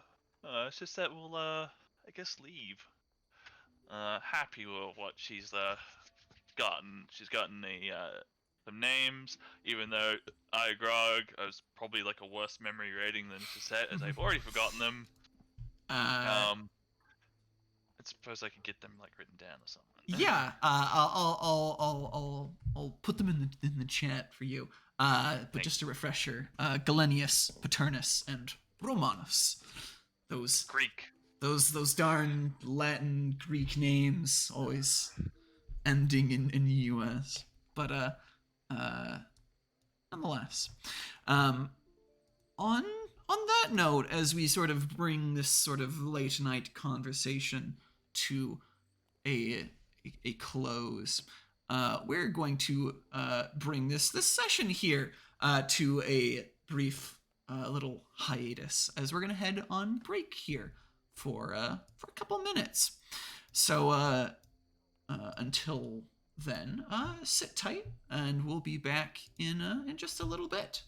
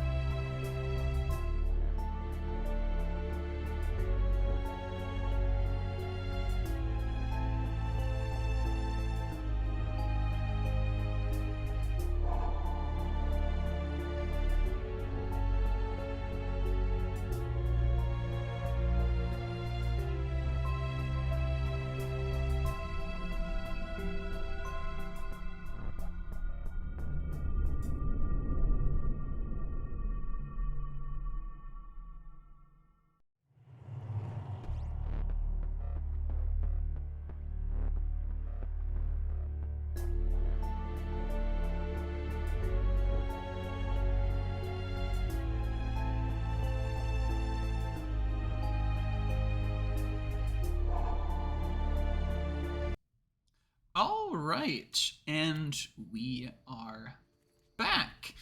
So, switching gears here as sort of Seshet retreats for the night. Again, kind of rewinding the clock here as we switch perspectives once again to the last sort of member of the Meret here. Back to Nesret, who, upon the conclusion of Minervina's ritual that, I suppose in your words, had exceeded your wildest expectations, though it's come at some cost to both yourselves and Minervina here, not just the spooky apparitions of those twisted ghosts and the reappearance of the scarab-headed fiend in your tomb, reminding you of that lingering danger. Minervina itself, the ritual seems to have taken quite a toll on her body, and indeed you sort of help the sort of half-conscious Minervina to somewhere safe, sort of taking her to a nearby tavern for the evening, kind of renting a room where she can sort of rest and recuperate. A step up from the dilapidated manor that sits on top of your tomb. Somewhere clean, somewhere warm for Minervina here. She deserves that much, at least, given all she's quite literally sacrificed to help you in finding this relic. So, again, you sort of help her to this room, sort of lay her out on the bed, as it were, and more or less kind of do your best to let her rest, and you sort of wait for her to come to, as it were. And it's a bit of a wait. She kind of, she's out for a good while, and then slowly kind of comes to like a half consciousness, and you see sort of the eyes after maybe about like an hour or so of waiting. You see the eyes kind of begin to flutter and sort of look about the room, attempting to sort of gauge her surroundings, and it's almost immediately followed by sort of faint but persistent cough. What do you do? I mean, actually, I was just thinking about everything she'd said, and then now I'm interrupted. I guess I'll ask her if she's all right. You ask if Minervina is all right, and she's still a little out of it. But you see her kind of like turn her head in your direction, and her eyes meet yours, and she kind of blinks a couple of times, and again lets out a rather faint cough. And Minervina sort of eyes adjusting to the sight of you, and sort of that kind of that spark sort of returning to her. Minervina kind of looks at you, almost still a bit kind of out of it, but says, "No." And then like has like a kind of like laughs a bit, and kind of like the chuckle is enough to send her into another sort of coughing fit, and she sort of alternates between laughing and coughing and pain and humor, but eventually subsides as he as she tries to get her breathing under control. You know what? I don't know what I was expecting, but it was not that.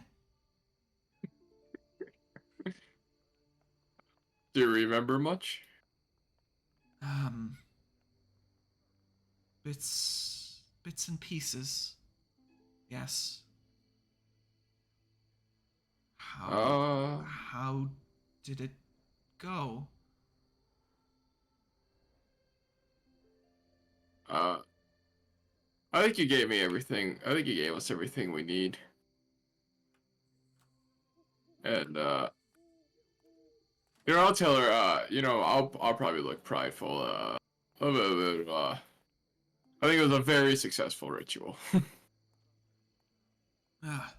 Well, that's some small comfort, I suppose.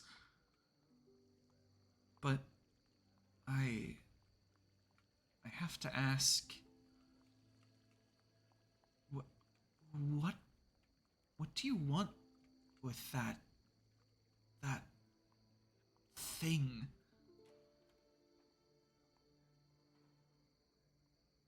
I want to keep it out of the hands of others that seek it. Well, that's, I suppose, a fair reason.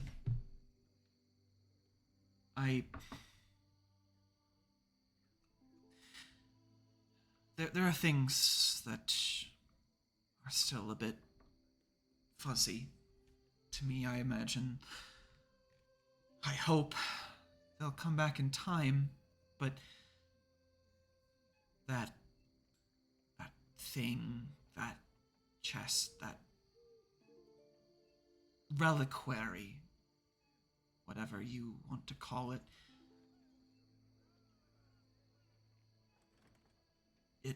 it I don't think he was ever meant to be found.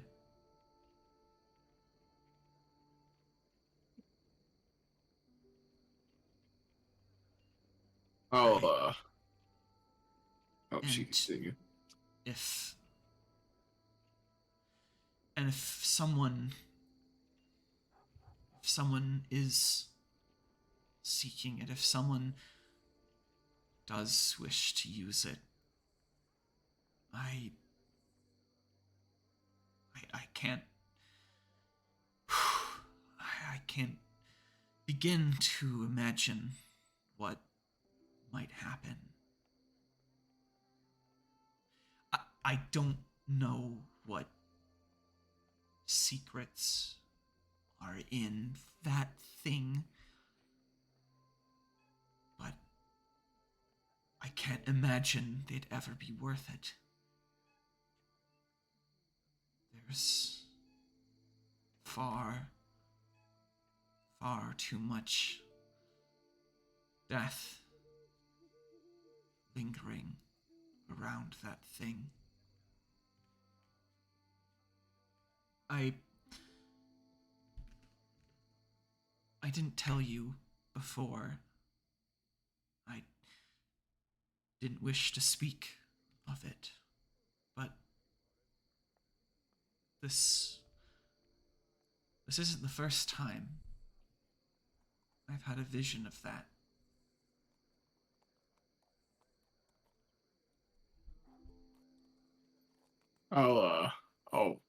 I'll freeze and I'll look. And then I'll say, what do you know of it? What have you seen of it?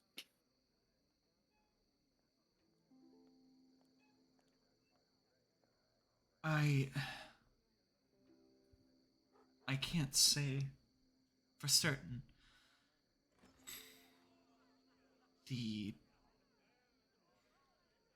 I don't know what to trust, what is literal, what is symbolic. But what I can say for certain is a great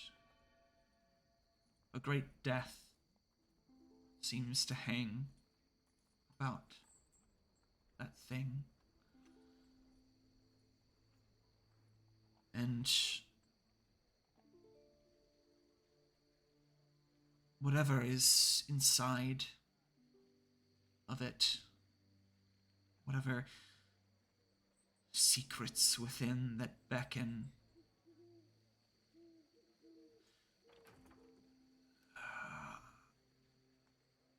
it's not worth the price to be paid.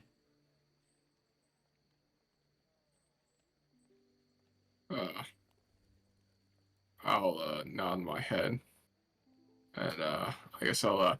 It's not something that I personally seek. It's something that's shown up in my path, and since I've come back, since I've been in the city, there's been a group that's been multiple steps ahead of us. And there's others like us. They're also present in this city. And they too they're playing their own games. And I'm not sure who to trust.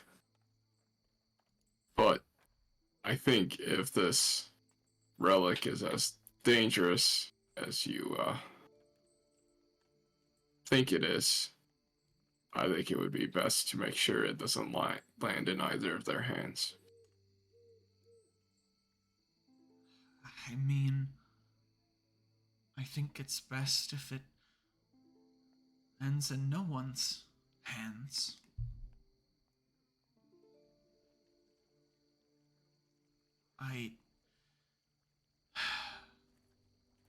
Whatever secrets that thing holds,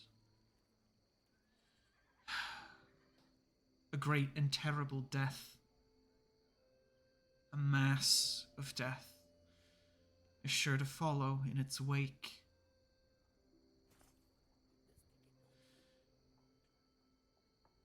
Destroy it if you must.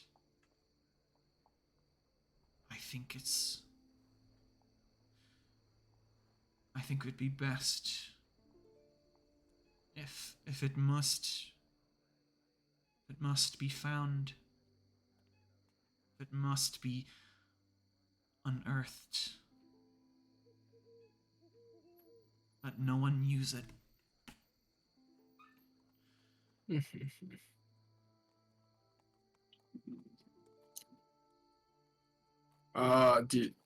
know what? Do you remember what you told us? I remember some.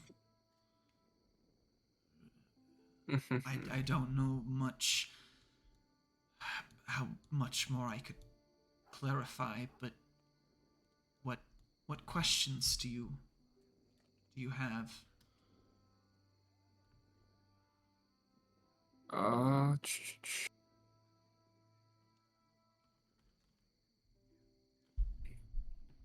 uh,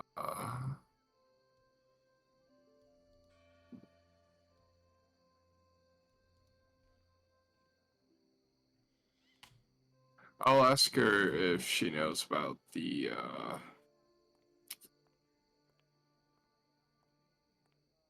I'll ask her if it is at the buried city.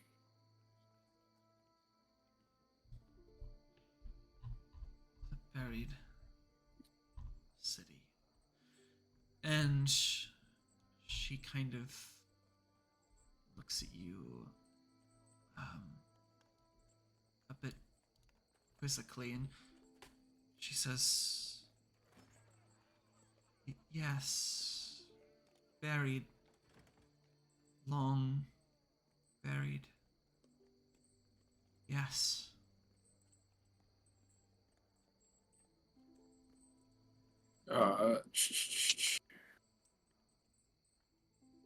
It seems that I believe you're correct in that it's not meant to be found.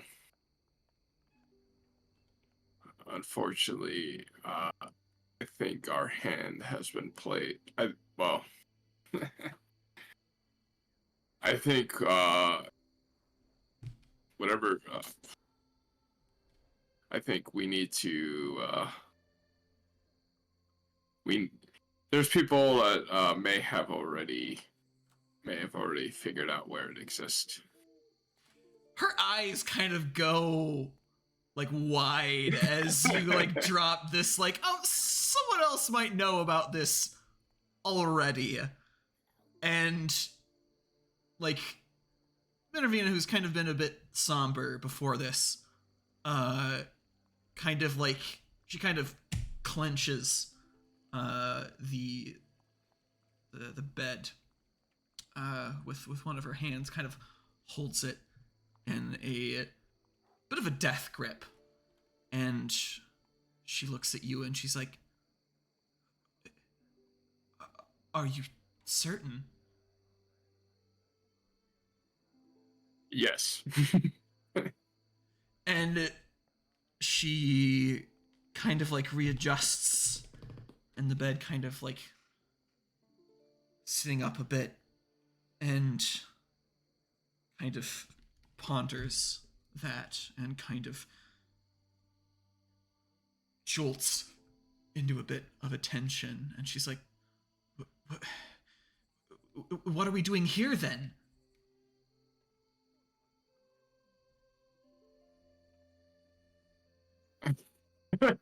I'll probably be taken a little bit back by the sudden sudden burst of energy. There's like a grave sort of like seriousness like in her voice as you kind of like drop this like she's kind of like teased you before, but there's never been quite so much of a, I don't say like not disappointing, but there's this sort of like disbelief of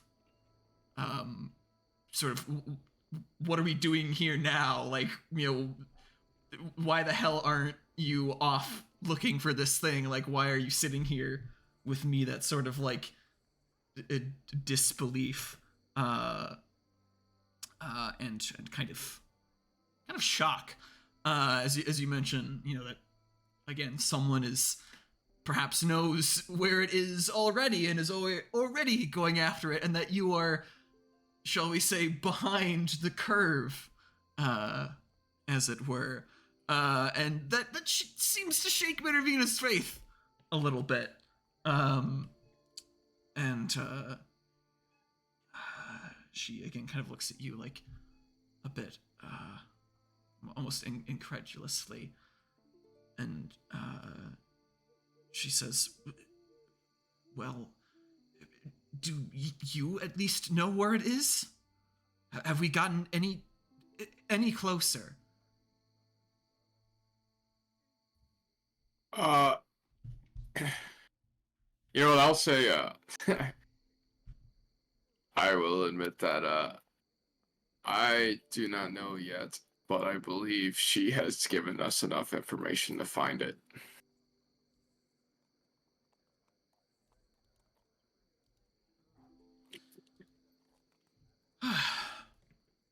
And then, you know what, I'll start to go over some of the lines from from what she said. Sure.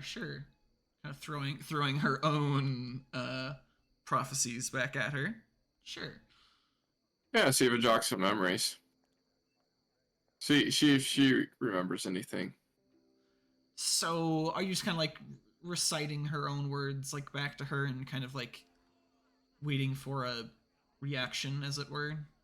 or are you trying to get something specific out of her, or what's your intent? What's your intent? I guess I want to highlight some aspects of what she said. Sure, drawing attention to something specific. Yes. I think specifically I want to focus on the idea of the ash and rain, because I'm pretty sure that's related to a volcano. And then Thebes. And then the island and a city on an island that has been, I guess, covered in ash.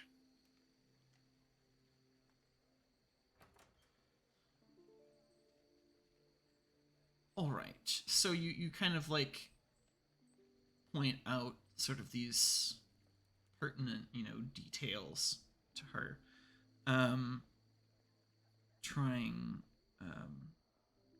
to see, if they ring a bell.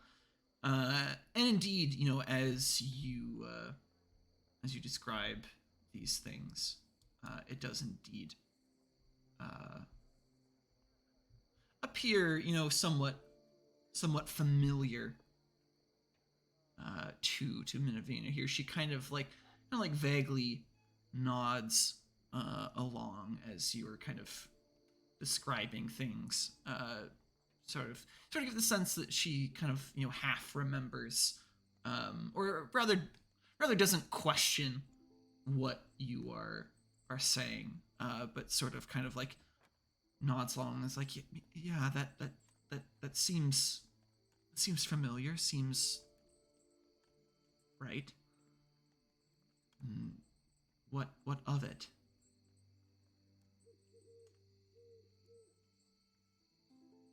I think we need to find some history on volcanic explosions in the region. Do you well, I mean, you could always rack your own brain here as well, or I guess collectively rack your brains here. Yeah, let's do that. Let's have a thinking session. Sure. Minervina will attempt to assist you in this. In which case, we'll say probably an intelligence and academics role as you try and like put together these disparate, pieces of information, kind of like bounce some of these ideas off of, Minervina, have her sort of like clarify, what she can, like what sounds right, what sounds wrong, and try to narrow things down and see if you might remember. So I'll go ahead and roll for Minervina here. She's not exactly an expert Scholar in scholarly things, but she's had a bit of knowledge. She gets a single success to add to your pool here. She manages to contribute a little bit of what she knows of history, what tales have been passed down to her from her mother and grandmother.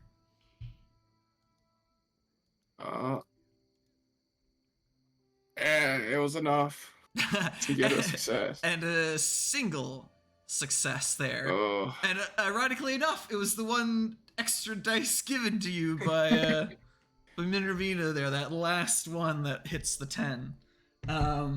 So between the two of you, you kind of begin to, the pieces start to fit together here. The sort of description given to you, and again, sort of highlighting these pertinent details sort of mentioned. And like a little gear in your head begins to click here, and you realize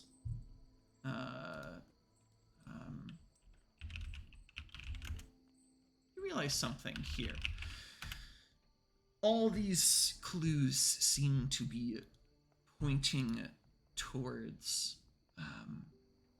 some sort of volcanic island, and judging from the words of Dedenic, some sort of cataclysmic eruption, some sort of apocalyptic event surrounding it. And and the sort of the phrase, across the wine dark sea, like you see kind of the little bits floating around your head, and they all start to come together as it were, and a name sort of floats into your head here, and a story you dimly recall, story from perhaps lifetimes ago, that of a civilization before the Greeks, as they are known now, before they were known, a precursor, if you will, that others would call the Minoans.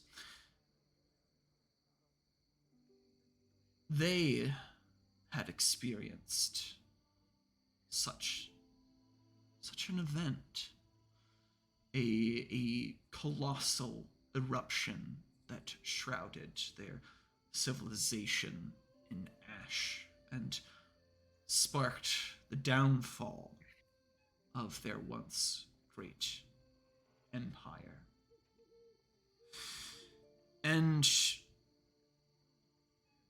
the name kind of floats into your head of this island, Thera.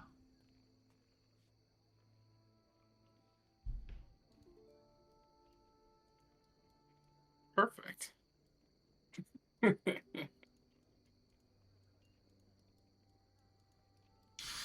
And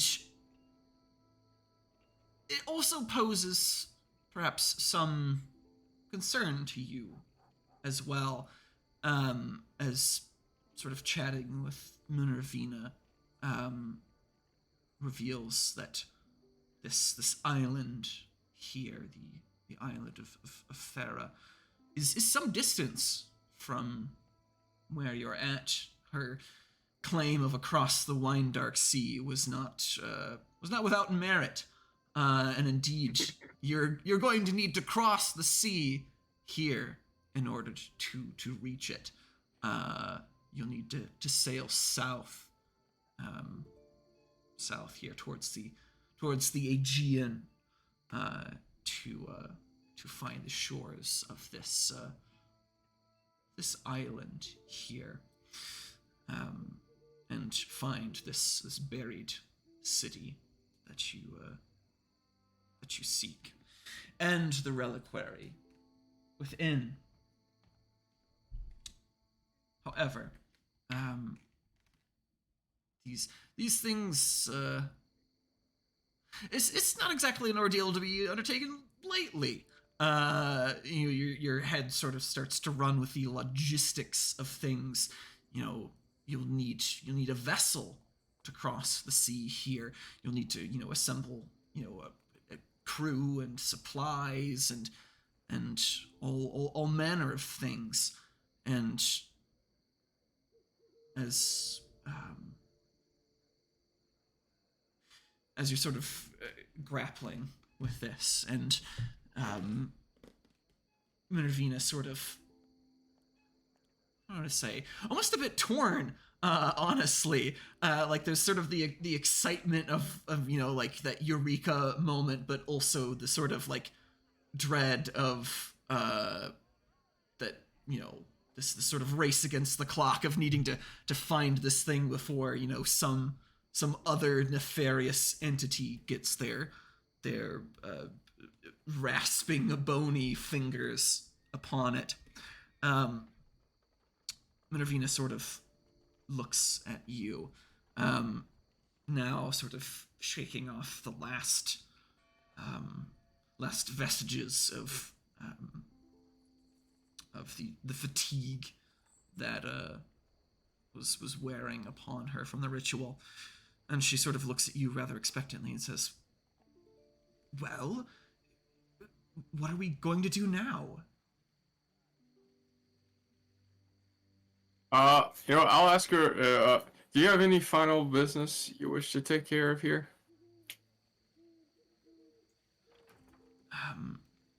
Minervina sort of looks at you a bit quizzically, and she's like, "Nothing that I care about."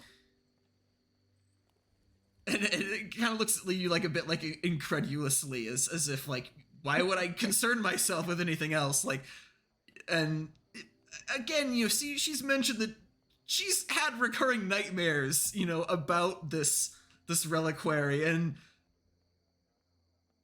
there's kind of this abrupt sort of tone shift in Minervina of this like sudden like concern and urgency and seriousness that's a bit kind of uncharacteristic of Minervina here.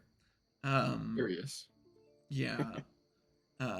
Something about this reliquary has gotten her quite worked up, shall we say. So my other issue I have to deal with, he's Greek, right? But he's pretty well off to do, right, as an artist. Oh yes, you're individually the manner of your penance.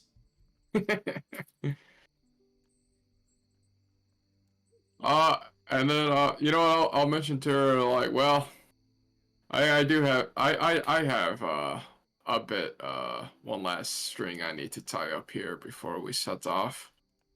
But they might prove useful in other ways, since they're Greek. I'll take a look at her. And I'll ask her if she can, if she'd mind helping me.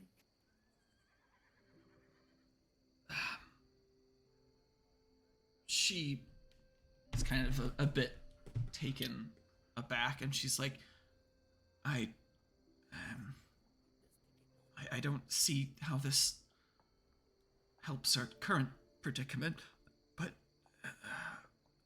if this helps things along, I'll do what I can. I'll What nod. Just tell me what to do, and I'll see what I can do.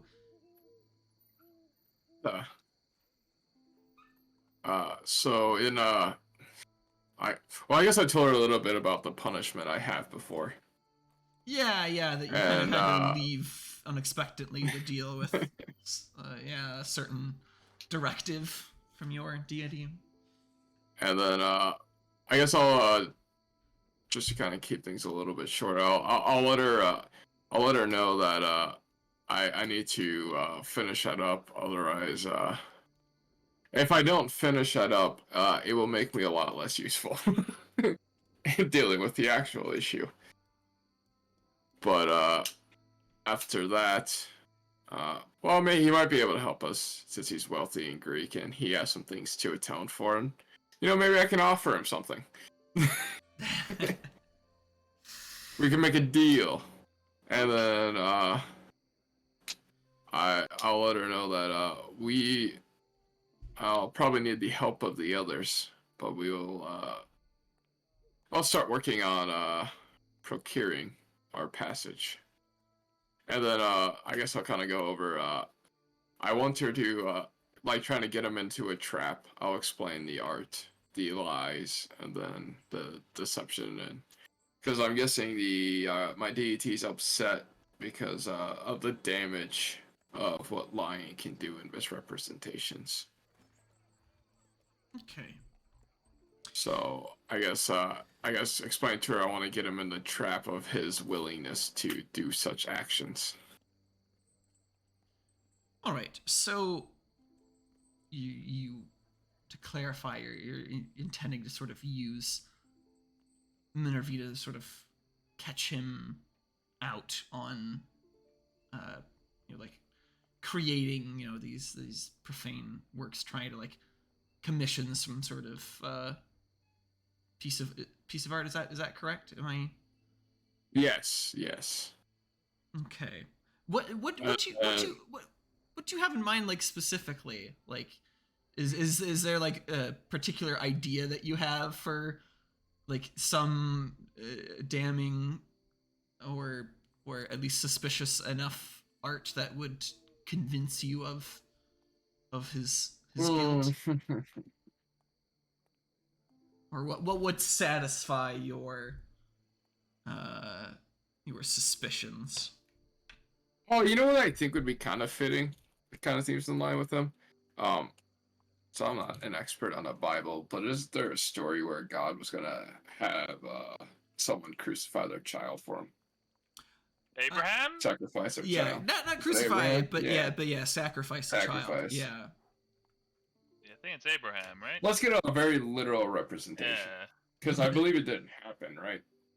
No, So let's get a yeah. very literal representation of Abraham sacrificing his child. of kind of hammering in that like absurdity of like, yeah, kill your kid, haha, just kidding. I didn't think you'd actually do it, bro. But all right. Yeah, I certainly think that's a compelling work of blasphemous art. I think he'd like doing it based on the other stuff too. Yeah. Okay. So this sort of affair set into motion here. And I'm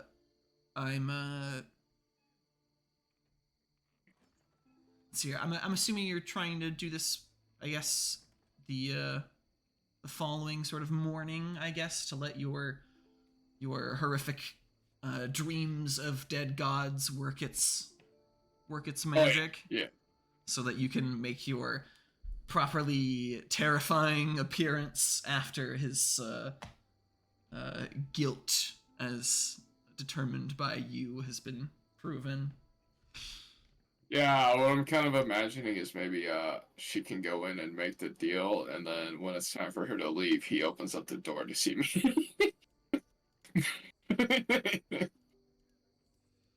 I imagine it'd be proper terrifying. All right. So, logistically speaking, how do you like intend to go about that? Do you like as mentioned, like there's some servants and stuff that are tending to the estate. Are you intending to sort of like sneak by like all of them, or are you kind of like hanging outside of the home and like as Minervina like exits, you like intend to like force your way in, or do you have some sort of power or something that you're intending to use, or what's your thought process? Oh, powers, huh? Maybe when that door opens, we have a little bit of a smoke. Have a little bit of a smoke show. Really sell it here. Coming out with like the like WWE entrance, the smoke, pours out, and you come striding in. I just, but I imagine it would be proper terrifying after a night of nightmares. Yeah, just a little here. So you and Minervina sort of like hash out the plan here. You kind of spend the rest of the evening sort of planning what to say, what sort of what's the word, cover for that Minervina might have. You know, her backstory.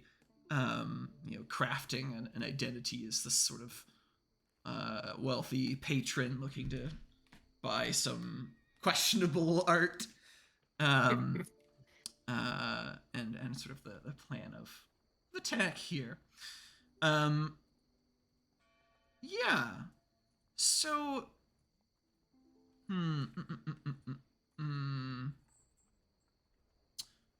why don't we have why have you make a roll here as you sort of like put together this plan, this sort of social maneuvering, I shouldn't say a social engineering sort of scheme here, as you put together the plan. Let's see how effective your plan can be. You know, how well it sets up Minervina for success here. So I can see. You know, this might actually probably be a good use of enigmas, at least for the sort of alternative use of the skill, because typically it's used for like cracking codes and riddles and that sort of thing. But sort of the other half of that skill is sort of navigating, shall we say, bureaucracies, like social manipulation, or engineering, I should say, that sort of scheme of things, of sort of breaking or manipulating sort of complex systems, as it were. And I think that could be a decent use for social engineering.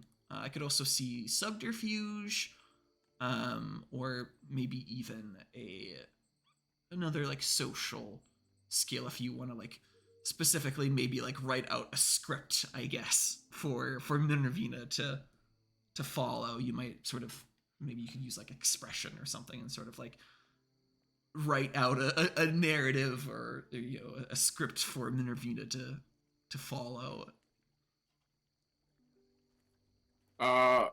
I think an enigma or an expression roll would work pretty well.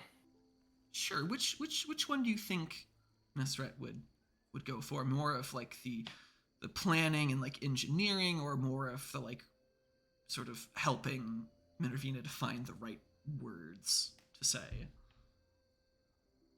I think the way it's kind of been playing out, I think Nesret's much more about the expressive. Sure. So in this case, since this is more of a subtle manipulation, on the subject of manipulation, why don't we have this be manipulation and expression, as you try and like craft a very, you know, specific, script, as it were, to try and lure our artiste into this trap. 2 successes. All right. Pretty solid there. So, with that, we have a plan in place, and some one, shall we say, loose end to tie up. But before we tie up these loose ends,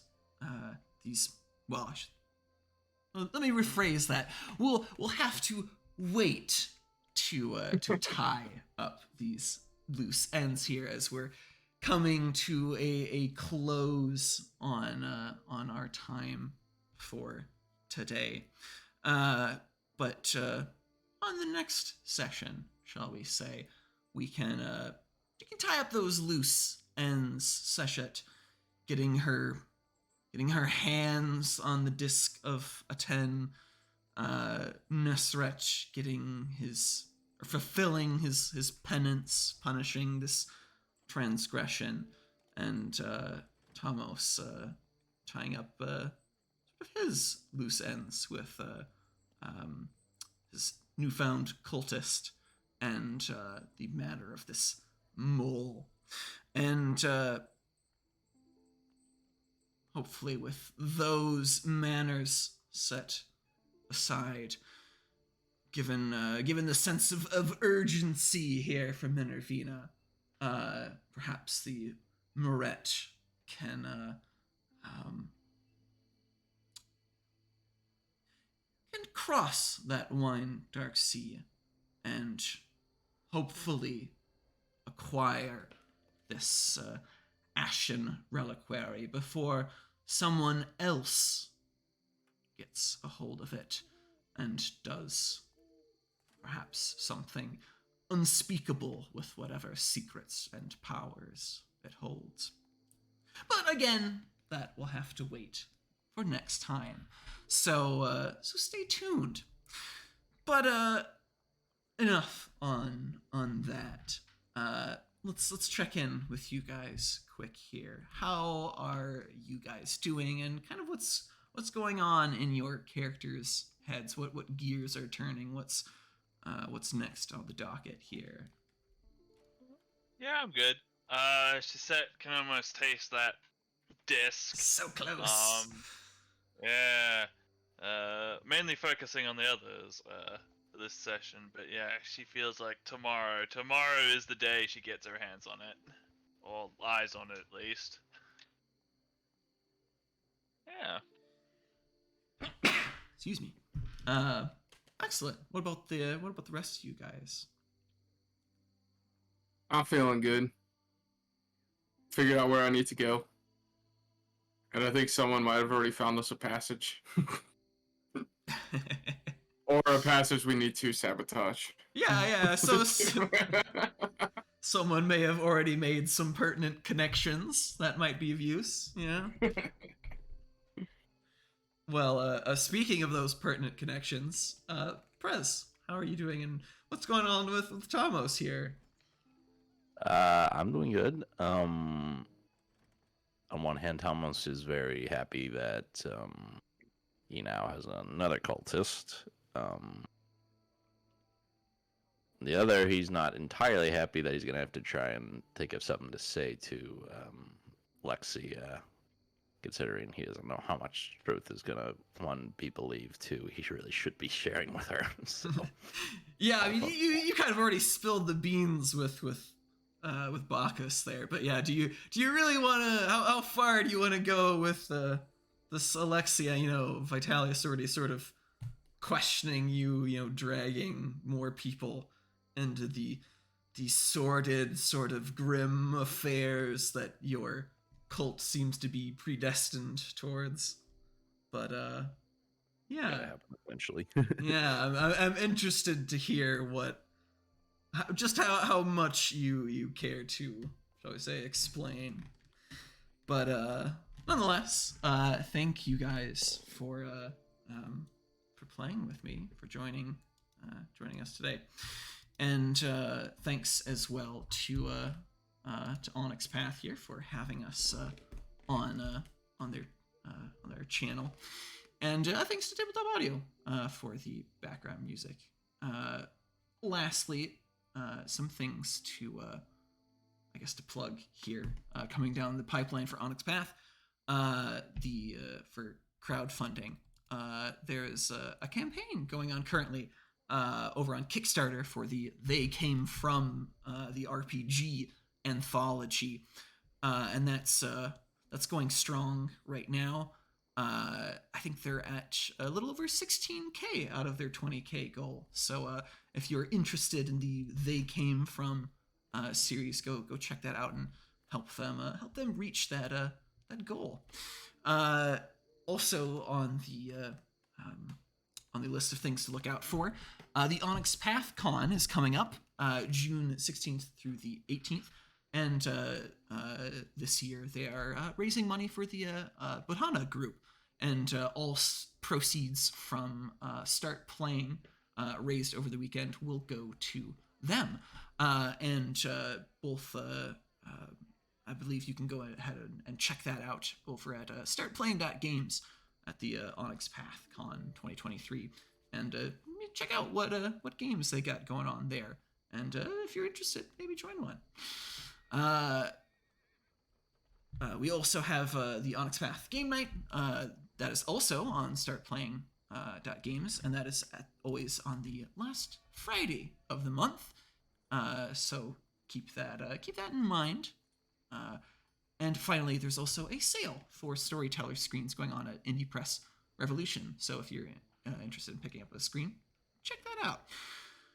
So, once again, thank you to everyone. Thank you to you guys for playing today. Thank you for everyone who is tuned in, whether this is your first time or your returning viewer. We sincerely appreciate your interest in our chronicle here, and we hope that you tune in again to see how this story unfolds.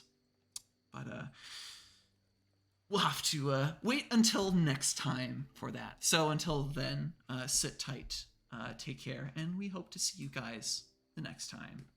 So have a good one. Bye-bye.